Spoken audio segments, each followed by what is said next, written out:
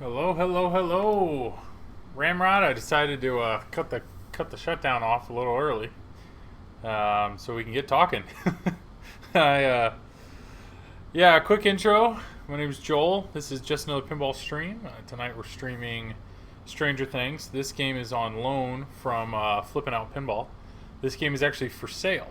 So Zach actually wants me to take some pictures of it tonight, so he can get it posted on all the different things.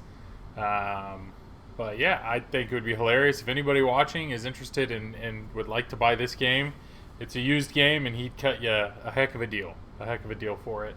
I don't know the exact price, but my guess would be below 5,000 for sure. But yeah, well, Ramrod, you're there. You're asking, swapping Stranger Things for Infinity Quest. I mean, sure, this game's on loan, so if Zach wants to loan me an Infinity Quest, then sure, yeah, why not? But I don't know. There was a few things I realized watching the stream, and I only caught parts of it. But my main takeaway is I love playing pinball with other people, and the majority of people that I play pinball with are not nearly as into pinball as I am. And so because of that, most of the time I'm explaining rules or explaining shots or explaining what to do. And what I found with Keith Elwin games, is his games are so complex and rule deep that as much as I would enjoy playing it once I comprehended the rules, I think it would be very hard for me to get like my friends and family into those games. And so I know I've owned a bunch of games over the years, and I've continued to whittle my collection into something that I know is enjoyable to play with other people. So game was very deep, and watching him rip through it was crazy. Yeah, no, and so that's the thing is I'm glad that there are games out there for the competitive players. Cheesy Buddha, what up? Complexity in Avengers makes it feel like I need a PhD in pinball. Yes, exactly. So that's what I'm saying is, if I just had money and I had the ability to just buy games, then absolutely I would buy games that are like, these games are the ones that I know I love, and these are the games that I always go to when friends and family are over. And what I'm realizing though is as much as I respect Keith Elwin for his playing abilities and his game design, I just don't see those games being very enjoyable to the novice player. And what I mean by that is, like, what does a novice player want? Well, a novice player wants something easy to shoot. They want something that's obvious. Like, there's a toy right there. I want to see what that does. So with a premium, if they knew that the spinning disc popped up, then yeah, that could be something for them where they're like, oh, that's what I want to hit. That's what I want to shoot. And I want to see that happen. That's why I'm looking at Dead Flip. Wife loves the theme, and it's super playable for novices. So looking at a Dead Flip, Deadpool. Okay, I was like, yeah, Deadpool. So yes, Deadpool's a great theme, and yes, there's a toy on the machine right there in the middle with the little Deadpool that it's like, hey, drop down those drop targets. It reacts to it. You have a really cool shot that it's like, I just want to hit that shot one time. Like, let me hit that right ramp and see the thing happen.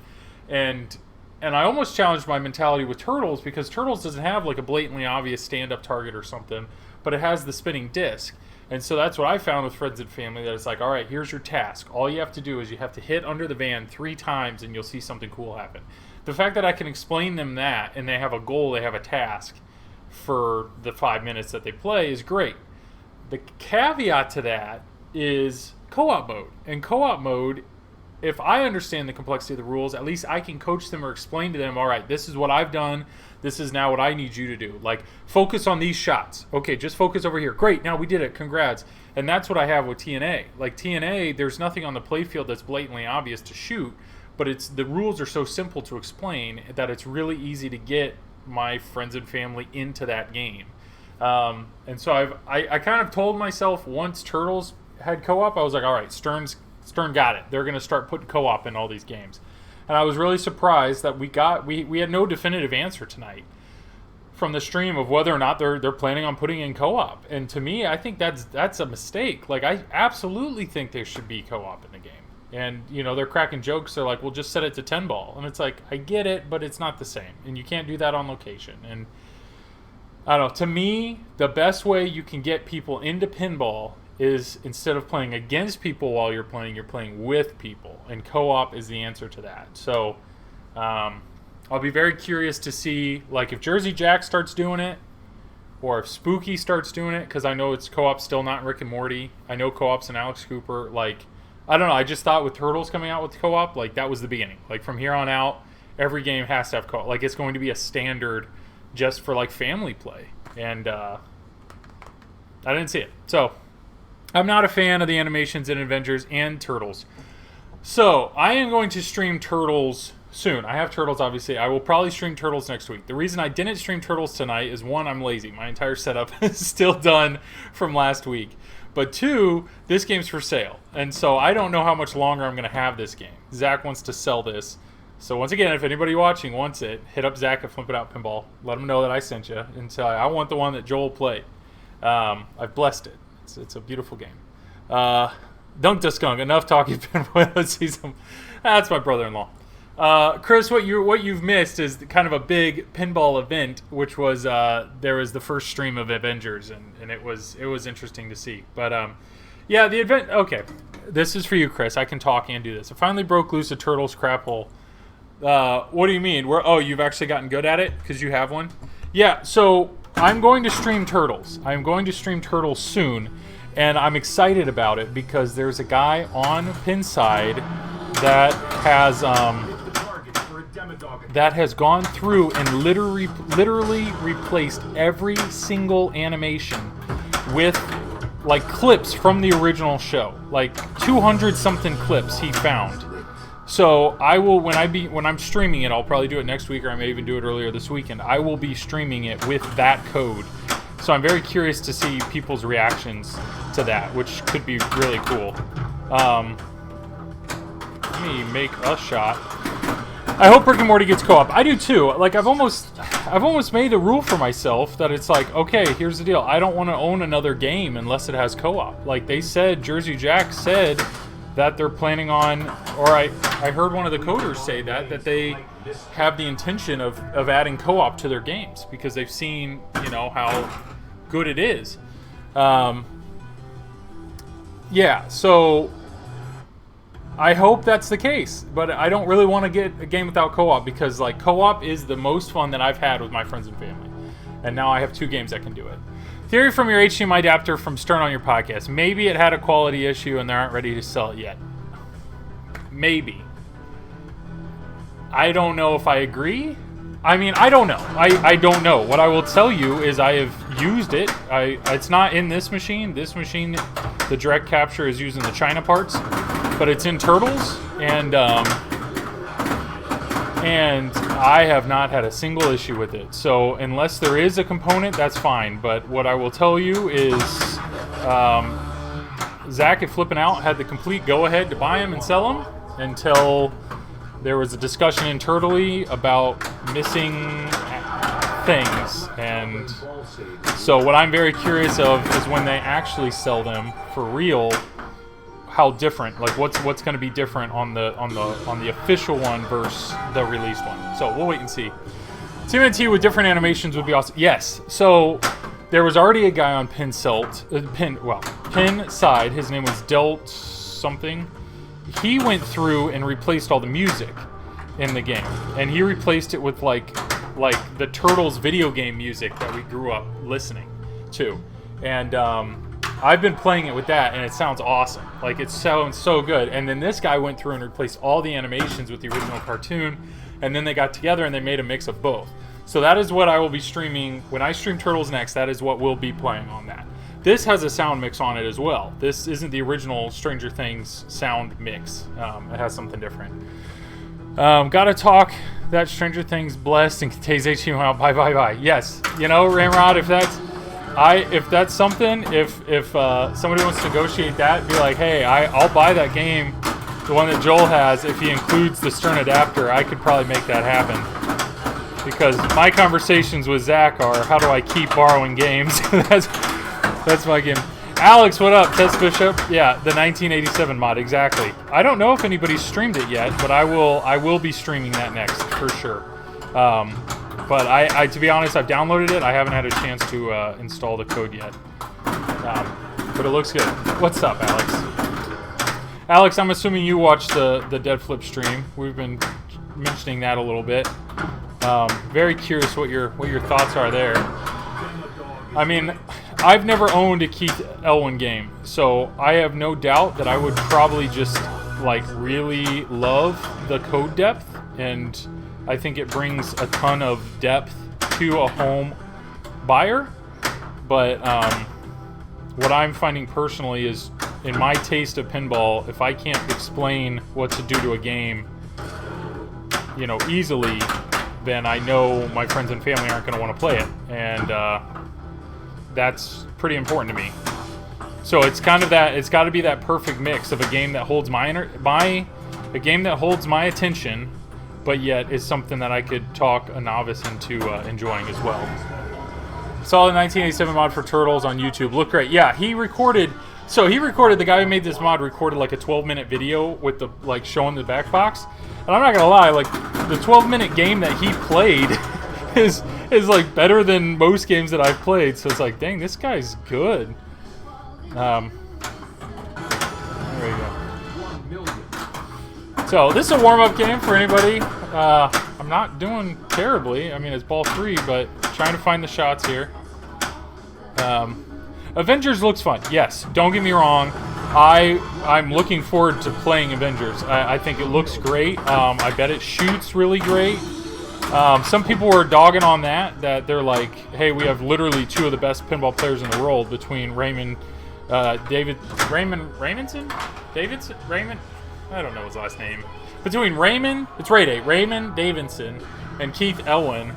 Drop the ramp. Oh, yes. Okay. So, between Raymond Davidson and Keith Elwin, like, literally 2 of the best players in the world are playing this machine, and they're missing shots. So, it's like, does that mean it's clunky? I don't want to assume that. I assume, I read somewhere that they, like, purposely pitched it up higher, just because if it was set at 6.5, you know, like, Raymond and Keith could just beat the whole game. Like, what's the point? So, drop that ramp. So Dunk the Skunk, guys, that's my brother-in-law, and he actually enjoys pinball. He's streamed with me before. If you saw the TWIP, some of the TWIP highlights, he was the dude with the sweet stash. But dang, when I played with him, I was trying to explain to him what he should shoot, and I think he just wanted to shoot the guy in the middle. So that's why he's saying drop the ramp. I did ask about the internet activity that George Gomez talked up, and I didn't get a response. Yeah, he was on a podcast a while ago. I think it was at the beginning of COVID, and he made a comment, this is George Gomez, that like his entire focus right now is internet connectivity. So you would think they'd, you know, if you have one of your top guys focusing on that, don't at me, bro. Yeah. If you have one of your top guys focused on that, like, we'd hear something at this point, but I don't know of anything, and I'm very curious, you know, if the internet connectivity will be kind of a retroactive thing or what. But my guess is, you know, right now JJP has internet connectivity, but it's just to download and update your software. So if it gets to if JJP releases something that's actually some sort of head-to-head play, I bet that will speed things up. Or, you know, Deep Root, we should be hearing something, hopefully be hearing something soon. So I'm, you know, obviously we're all curious. So that was one of my takeaways from tonight. Like, yeah, there you go, Chris. I dropped it for you. You know, if you guys listen to my last podcast, like, don't get me wrong, I am very excited for Avengers. Is the TMNT mod called the Yes, it is 1987 mod. Do that, and to get the combo where you get the animation mod and the music mod, you have to email Delt, or you have to personal message Delt, and he'll send you the download link. Yeah. Hammer time. So, yes, if you listen to my last podcast, I am excited for Avengers, and I mean, Zombie Eddie just kills it, and I love his art. I mean, I like paid more than I should for that banner, you know, just because I love his art. But I don't know. I don't know my feelings. I mean, feel free to chat it up and chat. I mean, are you guys excited for Avengers? I'm curious if there were any LE buyers that saw that and backed out, or if it's the exact opposite. You know, if all of a sudden, I don't know. I'm curious if anybody backed out. Like a premium, one of the main things for a premium is that spinning, is the ramp, the Captain Marvel ramp, and people were struggling with that ramp. So people are struggling with the ramp. So it's like, hey, if that's actually going to be a frustrating shot, maybe the Pro is more enjoyable. I don't know. So I'm curious to watch the stream for that. And you mentioned Raza, yes. So I remember, seeing the crappy cell phone footage of Retro Atomic Zombie Adventureland, months and months ago, and my feeling about it then was, okay, this company is talking up about just how revolutionary they're going to be, and when I'm looking at this game, I wasn't seeing anything revolutionary. So I am, and other podcasters have said the same thing. They're really not. They're like not looking forward to Raza itself.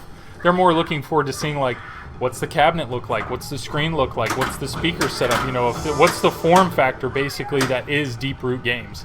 That's what they care about, and I can see that. So I'm very curious as well to see what. Oh, that's terrible. Very curious as well to see what we're gonna get with that for sure. I mean, the art. Okay, so you had mentioned personally, I don't like to see the price hike across the board for Avengers. Alex, you and me both, man. I mean, yeah. When I got into this hobby, I was thinking like I could get a brand new pinball machine for right around $1,000 or $5,000 or a little more than $5,000, and it's just gone up and up and up and up. And I saw there was a price increase with Turtles, and now there's a price increase with Avengers. And what I will say, to Stern's defense, is like if any of you guys right now are trying to do any home improvement projects whatsoever, like the price of wood is going up like weekly. It's insane. Like my parents are trying to put in a deck, and them trying to find premium decking boards to finish off their deck has been impossible. And on top of that, the price of them is just going up and up and up. So yeah, I would assume, I mean, if the price increase truly is a bill of material issue of like the cost of the parts are getting higher, okay, like that's fine. I don't know, but it still sucks. Yeah. It's all games, January 1st. So yeah, so that's one of those where it's like, okay, there's no, they're still making let's say Deadpools. They're still making Deadpools, so theoretically, the game's made. Like, there's no extra R&D we're paying for or anything. So why would a Deadpool be $100 more expensive? Well, what they're saying is it's all about materials, and I mean, I get that, but it does suck. So I'm curious. I don't know. I'm curious how that's going to be handled. I wonder if distributors will have like an incentive of like lock in your price now but pay later kind of thing, which maybe you should. Zach, there you go. There's your random business thought for you of the day. Mystery is lit. Have you watched Marv at all? I have watched Marv, yes, and I like him. I like him a lot. The only thing I don't like about Marv is his podcast is called it's called A Pinball Podcast. And mine is Just Another Pinball Podcast, which is different, but they're somewhat similar. That's my only beef. But no, I like him. I mean, he makes great content. It's very entertaining for sure. Yeah. Go composite, less splinters. Yes. Well, if it was my deck, I probably would have. But it's not my deck. So. And I was helping a friend of our family's. They're adding an addition onto their house, and he was talking about sheets of OSB that we're using for roofing, and he's like, "This sheet is gone. Like it had gone up overnight, which is insane. Maybe the wood cost is why the Elvira top." Oh man, toppers. We'll get to that in just a sec. Mention him because on his podcast he mentioned people should pay more. So Ellen Vogt. so Elman can get 25K a year. Okay, so 250,000. I mean, yes, don't get me wrong. Like, Elwin has brought a new life to Stern. I mean, game of the year, 2 in a row. It wouldn't surprise me if this goes 3rd in a row. Like, yes, and if you have a hire like that does that type of stuff for your company, you want to make sure you don't lose him. So, pay the man what he needs for sure. Yeah, I feel like the main thing keeping... Oh, this is Chris. I feel like the main thing keeping from home collectors from breaking in is the price. So if the price keeps going up, it's the only way the one business... Yeah, so, Chris, you are right. I mean, this hobby is... Yes, the only way to bring people into this hobby is location play or friends. Dang. Friends sharing their machines. Unless you have a lot of money. I mean, if you have money to go out and buy games, go buy games. But... for a lot of people, like I know when I decided, I was in arcades, and when I decided I wanted to get into pinball, the idea of spending $5,000 on one machine was absurd. I had less than $5,000 in my entire arcade collection. But I sold most of it, and I bought, like, I worked my way up, like a $3,000 pin and sold that, and then I got to a $3,500 pin and then a $4,000 pin. And my tactic has always been buy them broken, fix them, and move up. Like, that's always been my goal. So if you just want to dive in as a first-time buyer, committing to over $5,000 is not a small feat. So I totally get you, Chris. Yeah, the Turtles topper is $7,700. I don't get toppers, Cheesy Buddha. Yeah, interactive toppers are pretty cool as a wow factor. Yeah, and you've definitely learned along the way as well. Yes, I have. So toppers. I talked about this a little bit in my podcast. I've always thought I mean, sure, like a topper like Whirlwind, or a topper like Addams Family, or a topper like Fishtails, all great toppers. I mean, they are part of the game. They're on every game. They're great. I mean, but the decorative toppers, to me, it was like, I mean, even the knockoff ones are, you know, still $200 or something. And I'm looking at that, and it's like, there's a lot of mods that I would do before I would do a topper. A lot of mods. Now, with that said, and Stern toppers are just going up and up and up and up and up. So I remember when the Jurassic Park topper was unveiled, I was like, $600 for that topper? $600? Like, I understand why CGC toppers are expensive. They are like molded, painted sculptures. They're incredible. Light show, like the Attack from Mars one, I mean, awesome. And then Stern surprises us all with the Black Knight topper. The Black Knight topper is fantastic. It taunts you, it interacts with you, it adds to the game. Great stuff. So I'm like, okay, Stern has the ability to have a good topper in them, but apparently you're going to have to pay for them. And so here I am with Turtles, and I have no urge to spend a lot more money on the game. I mean, I've already spent a lot of money, and all the money I've had has always been like money that I can do. Whoa, Buffalo Pinball! Thank you for the raid, my friend. Skip Natty. I really appreciate that. Thank you for hopping in. Wow, good to see everybody there. I'm a big fan of Buffalo. Oh, Rucko, what up? We're having a good fun. We're having a good time here watching me struggle with Stranger Things, but we're talking it up about a little topper talk and a little talking about Avengers, so feel free to throw in what's up. Man, what up, guys? Thanks for hopping in. Skip Natty, man, I really appreciate you, buddy. Thank you for sharing the wealth here. So toppers, yes. With Turtles, I mean, I have a Pro. I didn't splurge on an LE or anything like that. So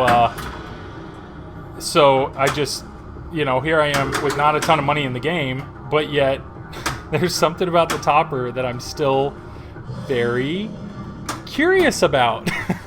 And part of me's, I mean, legitimately curious about maybe getting it. And but I'm struggling with it. I really am. I would say what I saw, the picture I saw, I like what I see, except for the fact that it says Teenage Mutant Ninja Turtles. Like, Carrie Hardy made an awesome video about it. Because the logo is like literally 2 inches below the logo on the on the Translite, and I actually looked. I looked at the other models. I looked at Premium, and I looked at the LE just to see if, like, maybe if the logo was somewhere else. Like, okay, maybe they designed this for the LE buyers. No, it's like all three of them. It's right there, top center. So why that was part of the topper, how from a design standpoint, my undergrad was graphic design, like how that was missed, I don't know. I don't know. But yeah, what game is it again? Yeah, you and Ryan. Yeah. Okay, the TMNT, yeah, George. Yeah, I'm talking about the TMNT topper. I'm excited about it. I like what I see. My only issue is the logo. My only issue. Yeah. That's it's not needed. It's a feature, not a bug. Yeah. Yeah. All right, what do we got here? Wood graphic design. Yeah, so my undergrad was graphic design. My master's was technical printing. So, you know, I'm just waiting for a pinball company to call me up and realize that I can't help them with anything. But I'll take a phone call. If I lived in Chicago, I would have already called up Jersey Jack and Stern to see how I could be a part of what they do. But I'm not. Alternative Translite coming up. So okay, so George, you think that's going to be the trick? Is you get a new Translite? Because my question is, can you take that plastic? Can you take the plastic logo off? And if you can, it wouldn't surprise me if somebody made like a reproduction plastic where it had like Shredder, or it had, you know, some of the villains, because the turtles are kind of facing towards the Technodrome. So if you had a few, you know, one of the villains or whatever facing the opposite way, it would look, I don't know. I think there's stuff you could absolutely do stuff with that, but I don't know. All right, if you guys are wondering what I'm doing, I'm shooting the blinky light. Blue lights are what we're going for, guys. Blue lights during multi-ball. And I'm at the super jackpot portion where if I can lock that ball and then I can flip. Oh, if I can get that guy like that, you get the big boy. All right, multi-ball's over.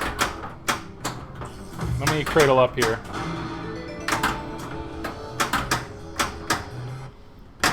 All right, what up? Here we go. Yeah, George is in the house, guys. Don't panic. Flip is here, so make sure you show those emotes. He's got some of the best in the game. I think somebody will put out a new Translite that has no logo on it. Interesting. George, what do you think about the TMNT topper? George, I bet George is in. Too much Amazeball's TMNT art out there, and fans with talent to not have something cool to replace the stock Translite. It's interesting. That's the question. I mean, it almost feels blasphemous to take Zombie Yeti art out of your game. But I would struggle if I put that topper on my game and I have that logo directly above a bigger version of the logo. I would be focusing more on that piece of plastic. Is there a way to remove that piece of plastic and put up something else? Like, personally, that would be, if I had the ability to produce that, I would happily, you know, get some art made of a villain or something that same size, print it on plastic, stick it in there. Whoa! Hey, man, dang, DJ. Thank you. That is by far the largest tip I've ever had. So thank you so much for those biddies. You do not know how much I appreciate that. Yeah, I really, thank you. Stern toppers are trash. Don't buy. Just another pinball stream. Do it. Do art for a pin. Yeah, no, I mean, sure, I designed this logo, but I am not a pinball artist. I'm nowhere near that. But man, DJ, I really appreciate that. Yes, for those of you that are in here, 29 viewers. This is by far the most I ever had. I really appreciate it, guys. Everybody that's sticking with me here. So Skip Natty, once again, thank you for the raid. But yeah, I'm Joel. This is Just Another Pinball stream. I also do Just Another Pinball podcast. Both are for TPN. You guys are probably well familiar with TPN. There's a few other streamers in the chat here with George with Don't Panic, Flip, and whatnot. But this is typically what I do every Wednesday night from 10 to midnight Eastern Standard Time. The goal is just play some pinball. I would say I'm above average player, but still closer to mediocre than Keith Elwin, that's for sure. So if you're here to see me battle wizard modes, get in line. We're all in this together, yeah. So, haunted house. Where's the picture of this topper? It's on Pinside. There's a, if you actually search TMNT topper, there's a whole thread. Technically, you're supposed to be a Stern insider to see it, but that got out. So, hit it. Oh, where's start? I got to give a shout out to the Pinsomniac. The Pinsomniac taught me that trick. The back flip.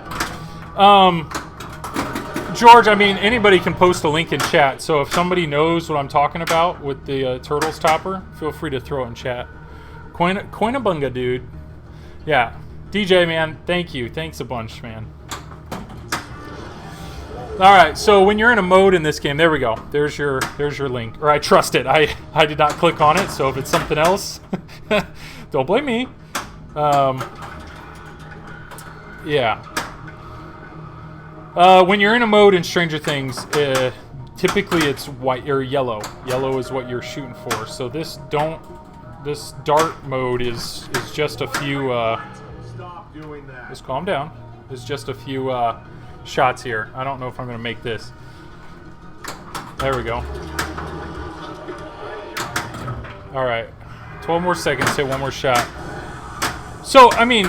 One thing it is cool, and I will say this, is Zombie Yeti said in a podcast that his daughter actually helped with the art. So I don't know if his daughter drew all of the art for the topper, but apparently that's something she did. So I think that's kind of neat. But it kind of looks like a bar sign. So what I will say is it is a good combo of apparently the eye moves. So you have a 3D sculpt, the eyeball moves. That sucked. The eyeball moves, so I'm very curious what that's going to do. I mean, what I'm expecting is Zach from Flippin' Out is he'll probably order all of them, and then he'll probably make a YouTube video that shows it off. So that's, for me to decide whether or not I'm going to fork over any money to it, is step one is that YouTube video, and see what we got here. How's this little camera, by the way? I got to give a shout out once again to George, Don't Panic Flip. He was the first person that I saw that did this, the vertical player cam, and I tweaked it a little more. So I know it's somewhat of a complex layout, but I hope it's enjoyable. I hope people, if it's too much on your eyes, too busy, let me know. I'm all for yeah. Wait, must have seen the wrong pic. Oh, the bar sign one that you're talking about. Yeah, somebody must have posted something else, because there was one that was just a big logo, which was kind of neat, but. George, you're right. He'll make that, and then he'll get pulled. Does anyone know the price? $700. I've heard $600, but at the same time, I haven't seen it actually. I haven't seen it anywhere, and that's where I'm struggling. You know, like I am a big Turtles fan. I have a Teenage Mutant Ninja Turtle tattoo on my leg. Like I love Turtles. Turtles was a dream theme for me when I started this hobby. You know, that was the first theme I looked up. Like, is there a Turtles pin? So the fact that here we are, we've made one, it's modern and it's great, is awesome. Like I love it. I love it. So it's one of those things where it's like, if this is potentially a keeper, do I go all out? Do I go all out and I buy the topper? But at the same time, I'm not made of money. So $600 is a good chunk of the way towards like a new machine, and I'm wrestling with that. I really am wrestling with that. Show the tattoo where it doesn't exist. George, you have tattoos that you don't show, so I can show it.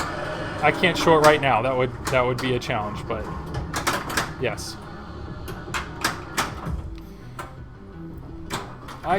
All I need to hit is this. I know extra ball's lit, and I need to hit the shot. I feel like I've hit it twice. Oh!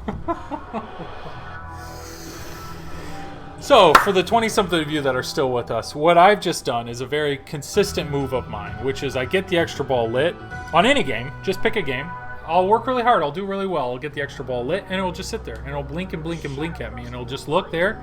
And next thing you know, it's ball 3, and I've drained a ball. So, yeah. Show the tattoo. Tank Top showed it off last stream. Yeah, but apparently he has a bunch of tattoos on his back that he didn't show off. But, there you go, right there. Bebop and Rocksteady. Hopefully that Oh, the Stranger Things logo. There you go. I know this is what you guys tune in for. I know. You tune in for a 6'4", 250-pound man standing on chairs, lifting up his shorts. That's what pinball streaming has become, guys. That's what it's become. Showing skin. Here we go. All right, guys. Thank you. Thank you for everybody that's here. I appreciate the chat. Some man gams. Yeah. Thank you. Thank you. Yes. Yes. 6'4". Yeah. Yeah. Yeah. Yeah. 6'4". Yeah. Well, that's what I think is funny because Jack's like 6'6", and you gained 3 viewers while that skin was visible. Hey, you know, what was it? George threw some bits at me once and made me do a push-up. So I don't want. Yeah. Show the tats. Maybe I need to make that a redeemable feature because all my tattoos are on my legs.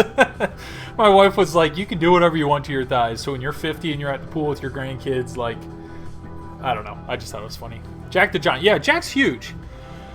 Anyone know about the Stranger Things topper? I don't know anything about it. I don't even know if it's... to be honest, I'm trying to think of what would make a good Stranger Things topper, and I don't know. I mean, I know the Christmas lights are like a very... Like the Christmas tree lights. They're on the back box right now. They're a prominent part of the show, but yet that's just the back box. Nothing ever happens. So I think that could be a cool topper. Or if they did the arcade sign and made it spin, I think that could be a cool topper. Yeah, a giant spinning arcade sign. Yep, George, you're all over it. So, yeah. So, being a taller individual, I have to hunch over these games, and what happens is I lean on them more than I should, and then my dainty wrists, even though they're far from dainty, get very sore. But who's going in? Avengers versus Guns N' Roses. Redeeming 10 push-ups. Okay, I don't think that was on there, but you know what? I will respect that. So Cheesy Buddha, I respect that. As soon as I saw the redeem message come in, I was like, if somebody writes redeeming, lift those shorts, whatever. Yeah, no, I got you. I'll do it right after this. Who's going with Avengers? I know George. Don't panic flip. So here, don't panic flip. Take the floor. I know you're in for a premium. You've obviously watched it. What were your thoughts from the stream? Very curious there. And then Guns N' Roses. Pinball Princess Jillian, thank you. Thank you for hopping in. Thank you for the follow. Nice to meet you. My name's Joel. If you're watching... Wow. All right, let's knock these push-ups out. If you're watching about 5 minutes ago, you would have seen the little man thighs. All right, here we go. 1, 2, 3, 4, 6, 7, 8, 9, 10. Now, I'm assuming some of you thought I was just sitting on the ground making grunting noises, which I realize now would have been smart because you guys wouldn't have noticed, but that's not what happened. So, you'd be 100% Guns N' Roses if it was a wide body. So, your team wide body. There's a lot of people that argue wide bodies. They don't like them. The only wide body I've ever owned was Hobbit. I enjoyed it. I didn't have issues with it. But Cheesy Buddha, man, thank you for the bits. Thanks a bunch, man. I really appreciate that. Don't panic flip. I had to work through most of it. That said, it looks deep, flowy, and enough shots to get Andre the Giant buzzed. Yes. So, that's a great line, by the way. Enough shots. That's like a brilliant pinball line. If you just made that up, that's really good. But, enough shots. So, I mean, don't panic flip. I don't know, did you own Iron Maiden? Because I know you own Jurassic Park. So if you enjoy the complexity and depth of Jurassic Park, then I'm assuming Avengers is just, it's right where you want it to be. They say wide bodies feel slower. Is that how Hobbit felt to you? No. I mean, when people say things feel slower, it's not like I like shoot and I'm waiting on the ball to get to where it needs to go. What I liked about Hobbit was because the things pop up in the middle, there are times when you're aiming at those, which are very short shots. And then there are shots on the extreme edges that were drop targets that are also short shots. But then there are times that you're having to shoot pretty far across the playfield to get to your shot. And I think that's what people are complaining about. Now, if they mean slow as in it's a slower playing game and you got time to react, yes, Hobbit was a longer playing game. But I don't know if that was a combination of it being a wide body and it had a center post. But like this game, these outlanes are brutal, are just brutal. So Maybe Hobbit didn't have that. I don't know. I should probably own more than one wide body to know whether or not they're like, people say slower as in easier. I don't know. I mean, I had some Hobbit games that were, you know, the best Hobbit game I ever had was like 45 minutes long. It was amazing. I got so far into the game. I saw so much stuff. There's so much there. It was so great. But then I did that and I didn't want to play the game for like another week while, you know, you play TNA or you play Turtles, something that kicks your butt. You can just go, go, go. Yeah, it's great. Okay, what do we got here? Yeah, I think Avengers looks a little cheap. Worst CGI work Stern has ever done. Virtually no toys on the game ever, even for the LE. I think Guns N' Roses is going to smash Avengers. So far with Jersey Jack, one thing that they have consistently done is they put toys on the playfield. They put toys, they put technology, they put stuff on the playfield. And that's what bothered me with when people complained about Hobbit, was they're like, oh, it was wide open. It's like, no, there's 4 mechs. There's 4 mechs in the middle of the playfield that are popping up, and they're sculpted. They're sculpted mechs. Like, you have those. I don't know. There was stuff. There was substance there. Dude, don't panic flip, man. Gifting 5-tiered. Hey, here you go. Hey, George. My hat is off to you. Thank you, my man. I really appreciate that, buddy. And who do we got in here? Cheesy Buddha, yeah, Tess Bishop, all these familiar faces. Jedi McMuffin's in here. What up? Tom is in the house. Cosmic Cottage Arcade, nice. And Mick Sertuna. Wow, Mick Sertuna, I'm a big fan of you. I'm a big fan of you and what you've done. I've watched your stuff for quite a while. So thank you. Thank you. Thank you. I really appreciate this, guys. Really appreciate the people here, and yeah, this is awesome. This is just great. Yeah. So I don't know. I think Jersey Jack will. I'm very curious. I mean, it's a band. It's a music pin, so I'm very curious at what the toys they'd potentially add are gonna be. I don't really know. I don't know what, you know.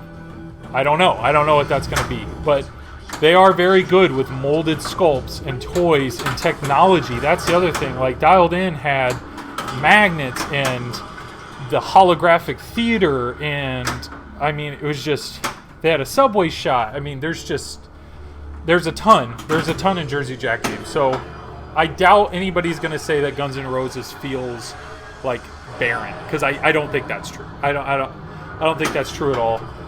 Now, what I will say is that's a terrible play right there, what just happened. What I will say is Eric's code is always very deep, and I'm very curious. I don't know. I am very curious to see what Guns N' Roses will do. For sure. Absolutely. What's hard about the whole Game of the Year thing, though, is you have to have people play your machines to appreciate them. And that's the thing, that because Jersey Jack games are so expensive, and then now that a lot of these bars are closed, I think that's going to be the hardest thing is, you know, is Guns N' Roses going to come out and it's just not very many people are going to see it, and then they can't compete. I don't know. But, George, man, thanks again. Thanks again for the support. You guys don't realize, but George has been... For streamers, he is like one of the best, most supportive people for anybody getting into streaming. George has answered every question I've ever had. His Discord is awesome. Even if you're not a streamer, join the shout out Discord. I mean, feel free to post it. But anybody at all that wants to get in with a good group of people that are chatting it up about pinball, the Don't Panic Flip Discord is fantastic. DJ, hey, thanks again, man. Thank you for the bits. Enjoy walking the dog. I really, really appreciate you and what you've done. So feel free to hop in whenever. Yeah. Cookie Monster, sup guys? Lurking while changing out buttons on the VCAP. I did not know you had a virtual cabinet. Virtual cabinet is one of the next things I'm looking at potentially doing, but I'm not actually looking at building the full scale virtual cabinet. I actually want to do. I'm actually more curious on like a VR, like the Pin Sim, the smaller ones. What do we got? Pin Stadium. Thank you for the bits, my man. I really appreciate it. Thank you. Thank you. I do not have Pin Stadiums. Jerry or Scott, I'm sorry. These are not pin stadiums right now that I have attached to my machine. These are something of my own concoction, but that's because I've had pin stadiums before and I know they're a good product. But I just was tinkering, man. So, dude, DJ Dog is throwing bits now. Thank you, man. Thank you. DJ, man, I really appreciate it. Thanks a bunch for the support. You built okay, Cookie Monster, you're saying the VR cabinet you built a smaller version. That's pretty cool. Yeah. I don't know. I'm curious myself. I'm thinking about, if you guys look up Pin Sim, there are people that are using VR headsets to play pinball in VR.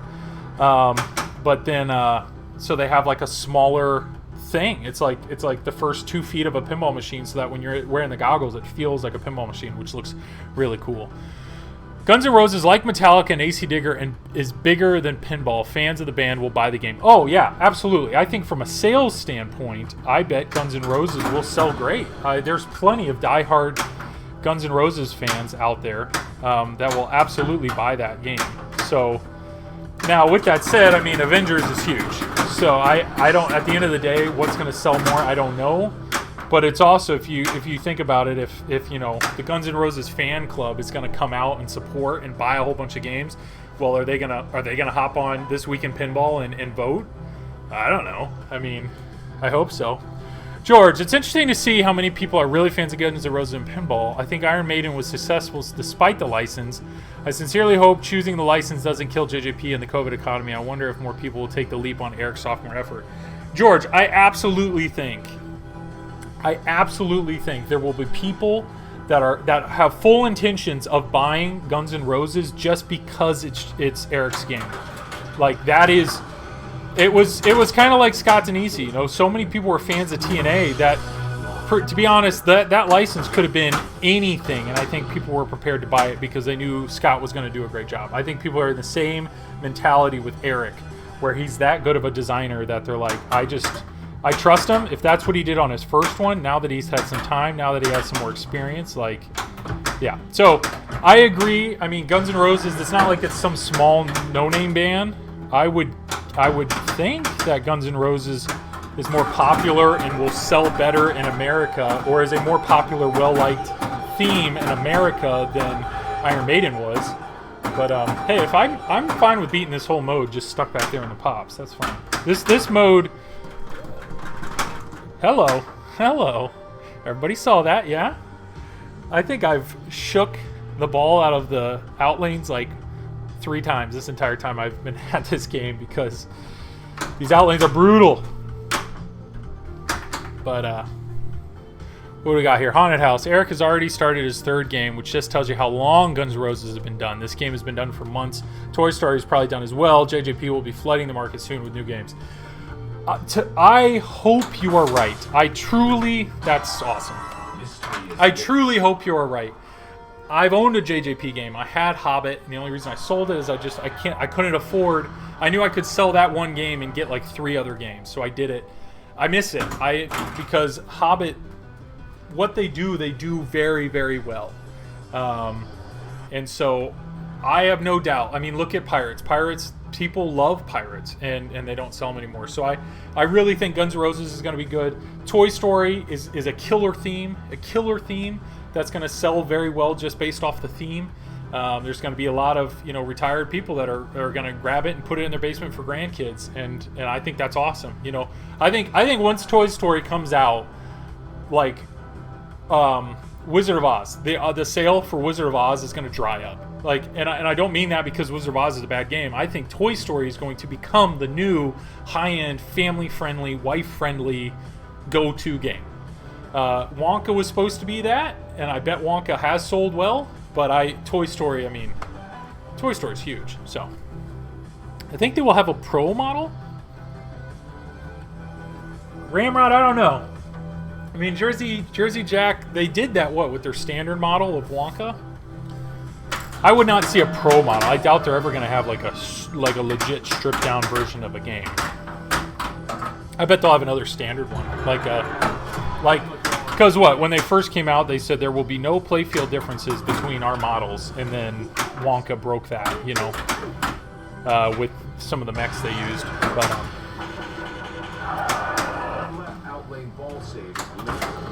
jeez, I was doing well on that. I had a lot of things going there. My bad, guys. I hope so. I'd have held off on Avengers if Toy Story was out next.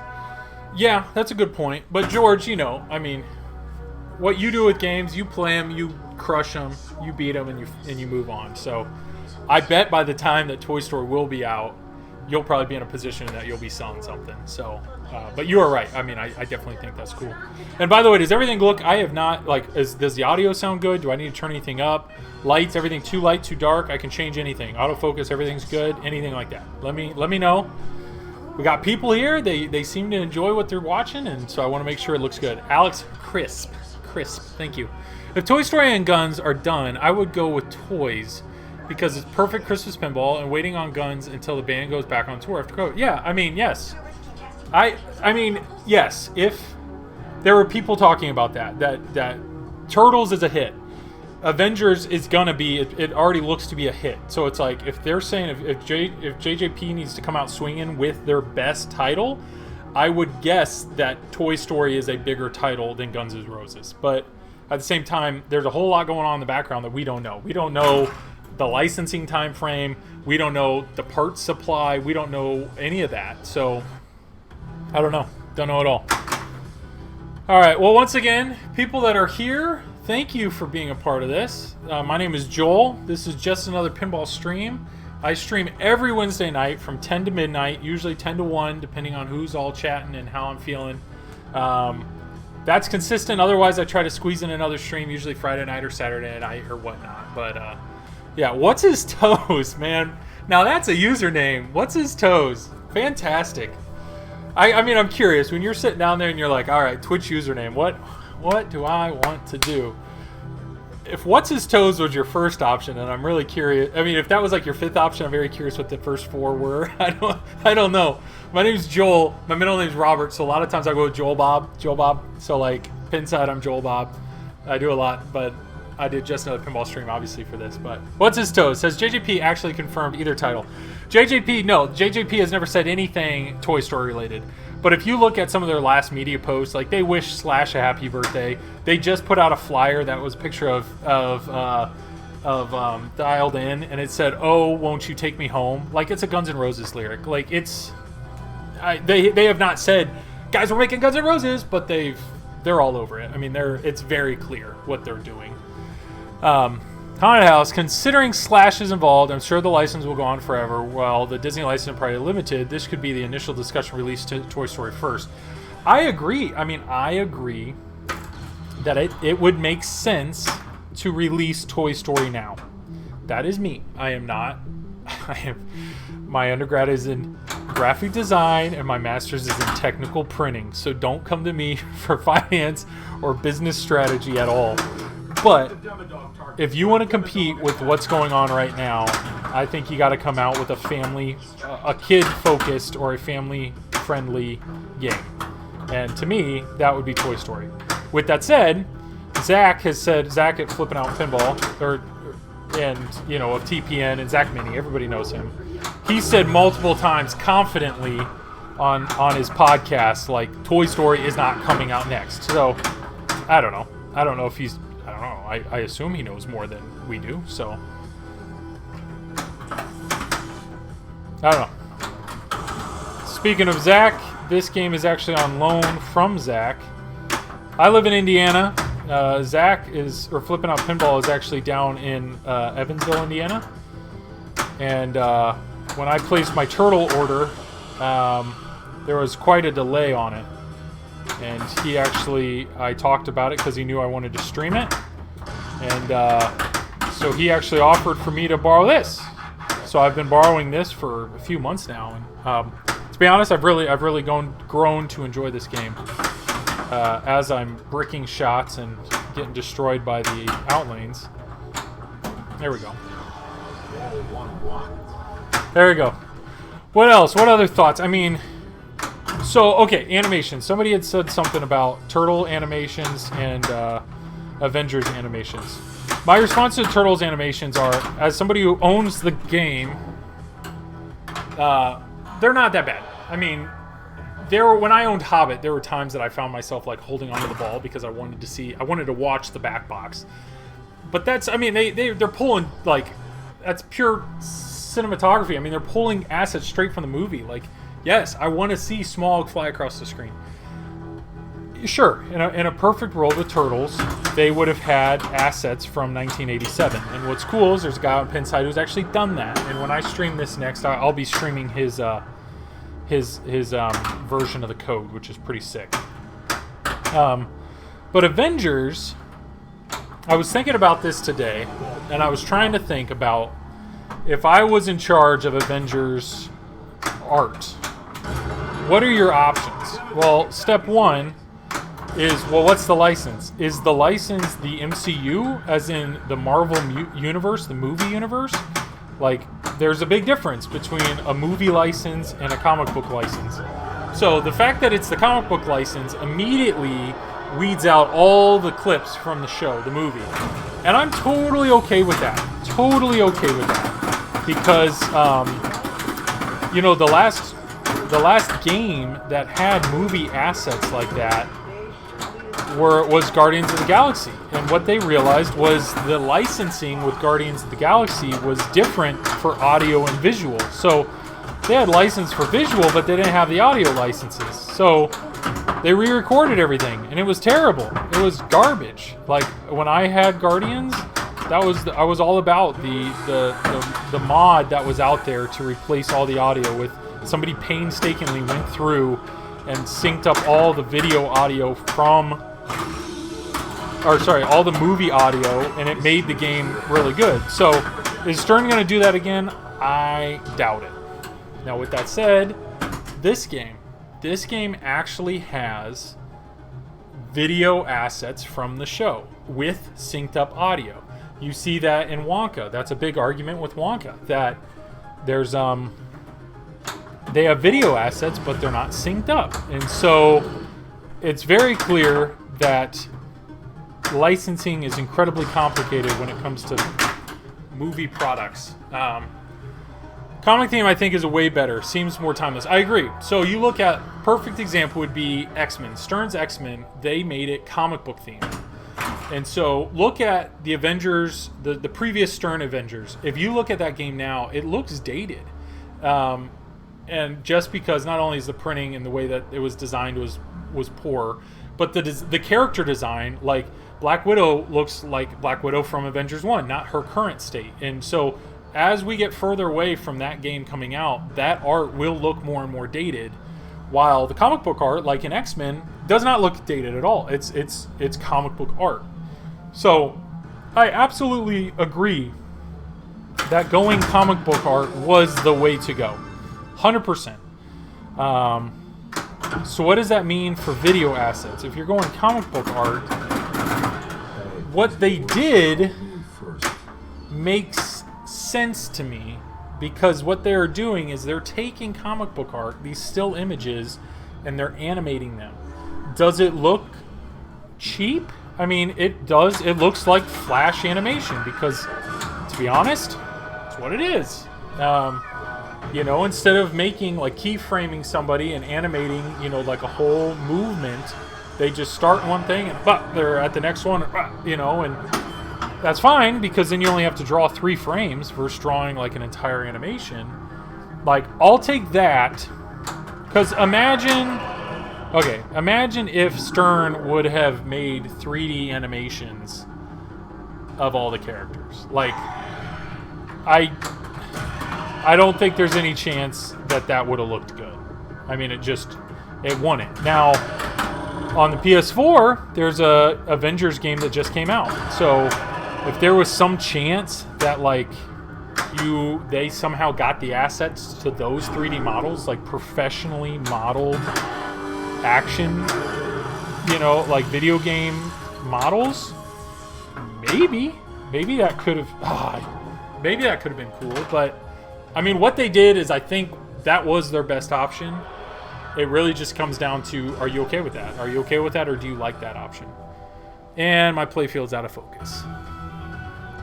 Yes, so that was my fear. I tried autofocus on the playfield, and that did not work for me. There you go. Is that better? It actually still looks out of focus.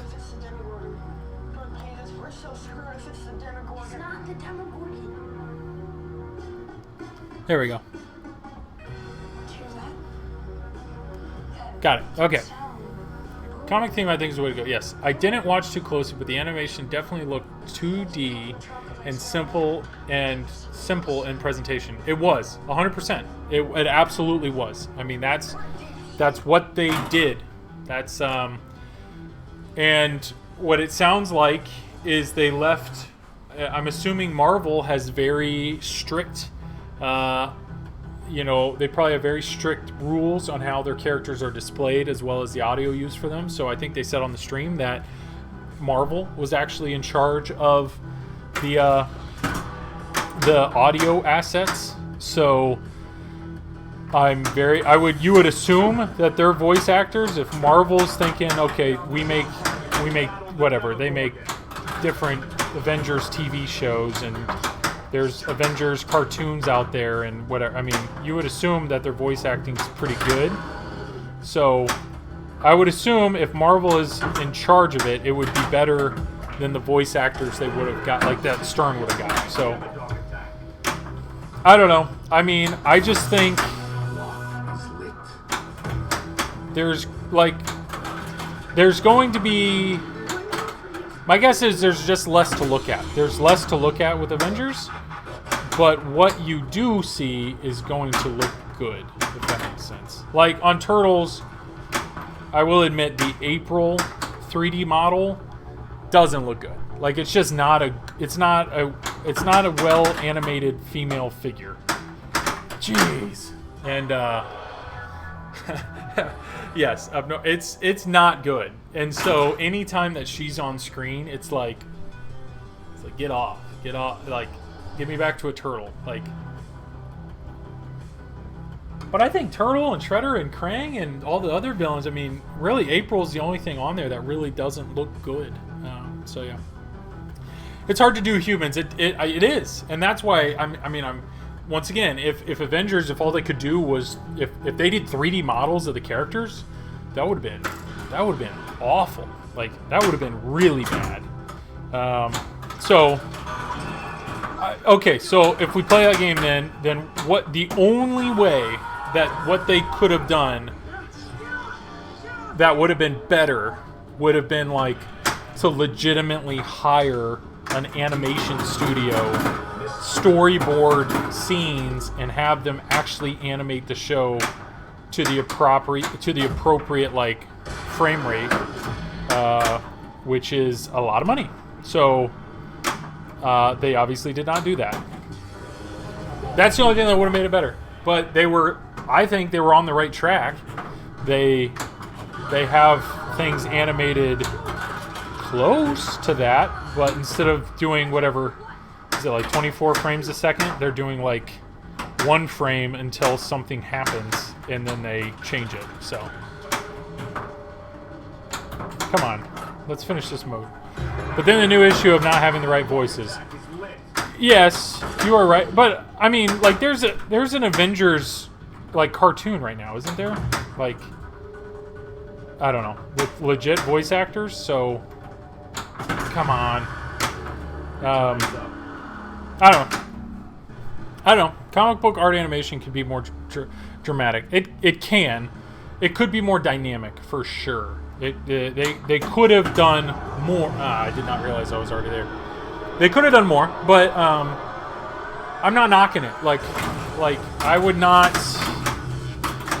I'm very curious to see the stream on Friday because the audio, I wasn't super impressed with it, and I'm curious if when Jack streams it on Friday, if he'll be streaming it in his studio or whatnot. Like I just don't think we heard the audio that well. So, but I was almost hesitant, and I wonder if Stern knew it. If they were like, because normally when they show off a game, like they show some of the assets, and they didn't show any of the audio or visual assets.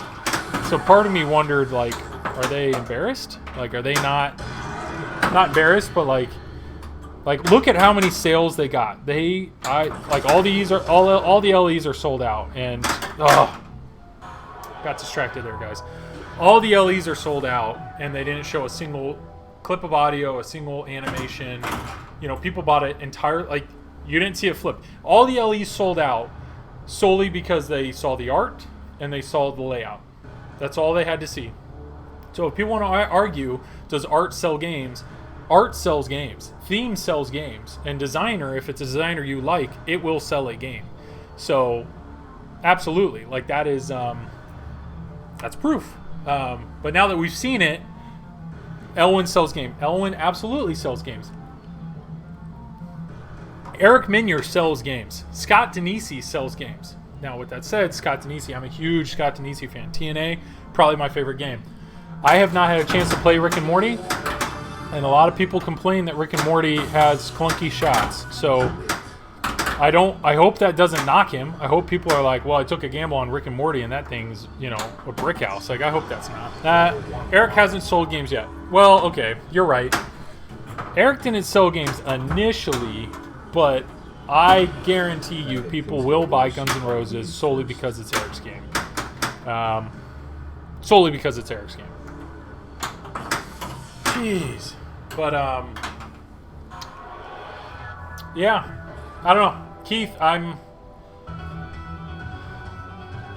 my hesitation with Avengers is just, I've never owned a Keith game, and to me, I think it would be a challenge to explain it to friends and family, and, I don't know. I'm just like, I only own 2 games. I own Turtles and I own TNA. And so for me, at this point, I just bought Turtles. It's going to be a little while before I save up enough to buy anything else. So am I in a position where I'm trying to sell either of these to get Avengers? No, but that's not a knock on the game. It wasn't enough to like get me going. I am very like Rick and Morty though, man.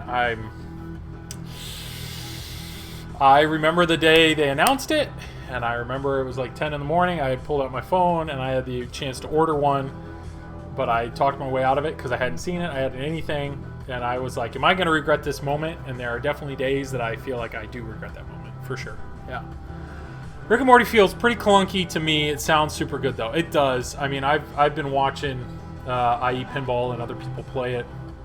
And if that really is like a keeper for you, apparently you can do things to make the shots a little smoother.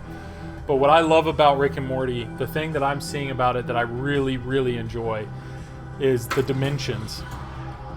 The fact that a dimension can change how you play the game, I really love. Like, it's like, okay, I know I've played this mode many, many times, but because I'm in this dimension, that pop bumper doesn't work, so I need to avoid that, or my ramps aren't worth any points, or this. Like, I just think that's brilliant. I think that's awesome. And I just think the code is really developing really, really well.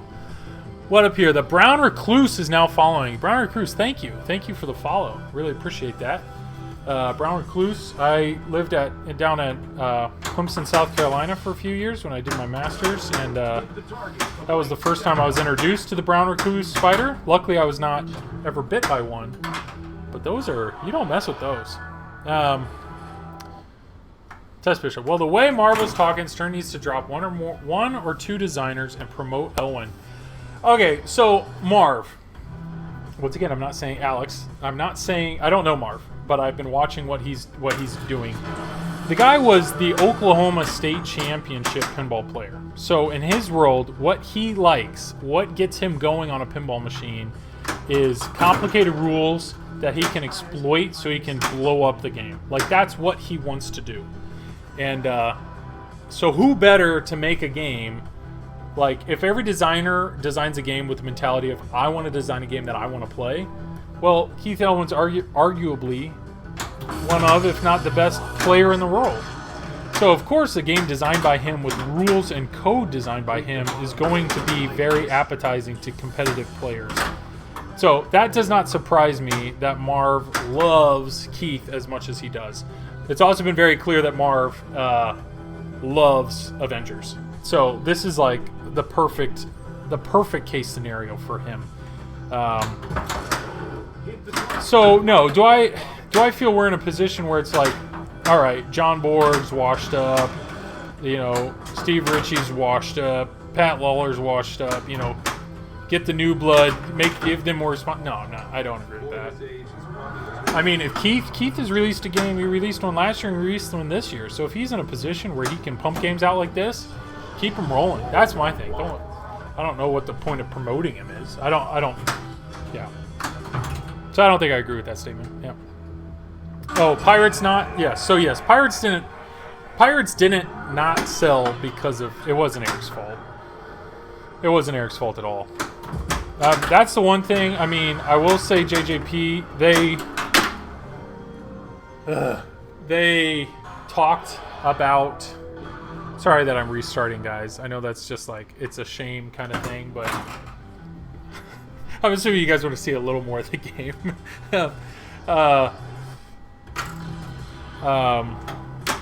What was I saying?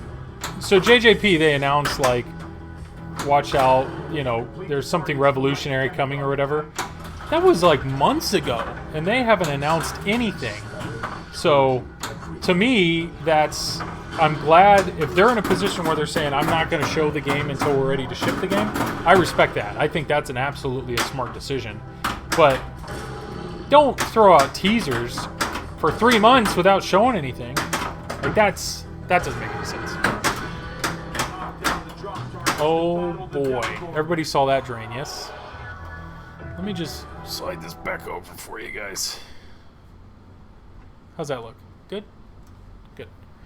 Rick and Morty seems simple but hard, and thus 1,000 assets and callouts are going to be amazing. Yeah, so this is something I'm planning on talking about in my next podcast, but what I found is, well, what is it about certain games that I personally find appealing? And to me, pinball is most enjoyed when I'm playing it with other people. And a lot of the people that I play with are not good. So to me, a game needs to have something that gets them excited, and then something that gets me excited. Because normally, those are different things. So most of the time, what gets novice players excited is simplicity. Like something that's blatantly obvious. So in this game, Stranger Things, believe it or not, I think is a great game for new people, even though it's brutally hard and I'm getting destroyed with the outlanes. I think it's a good game for new people because there's a blatantly obvious thing to do, which is shoot the guy right up the middle. And then, like when I had family over, when they were playing, I was trying to explain, especially like to my brother-in-law, I was trying to explain to him like, well, if you want to start a mode, you should do this and this. And he's like, no, all I want to do is I want to hit that guy in the mouth. That's all he wanted to do. And we played for like 30 minutes, and that's all he wanted to do. And that's fine. But here I am purposely completely avoiding that thing because there's stuff here, there's depth here, there's complexity here that draws me in. So I actually think this is a good combination of a game for novice players and advanced players. Turtles. What does Turtles have that's good for novice players and advanced players? Well, there's some cool toys in it, like the magnetic pizza spinning disc. That's pretty sick. It also has Piccolo. What up, man? Hit him in the mouth. Yeah. Yeah, it is actually really cool when I hit him on the mouth with that third camera. This little guy. It's pretty sick. So, what do we got here? Boop, boop, boop, boop, boop. Nap Arcade, what up? Thank you for the follow. I really appreciate it. Nice to... I've watched you before, but if you're a first-time follower, my name's Joel. Thank you. So to me, what do I find important in a pinball machine? Something that excites me and something that would excite a newer player. And to me, when I look at Rick and Morty, what would excite a newer player? Well, the theme. I definitely think people will keep playing that game because they want to see more of the show. They want to see more of the funny banter. They want to see more of the clips. The theme is absolutely something that will keep players playing Rick and Morty.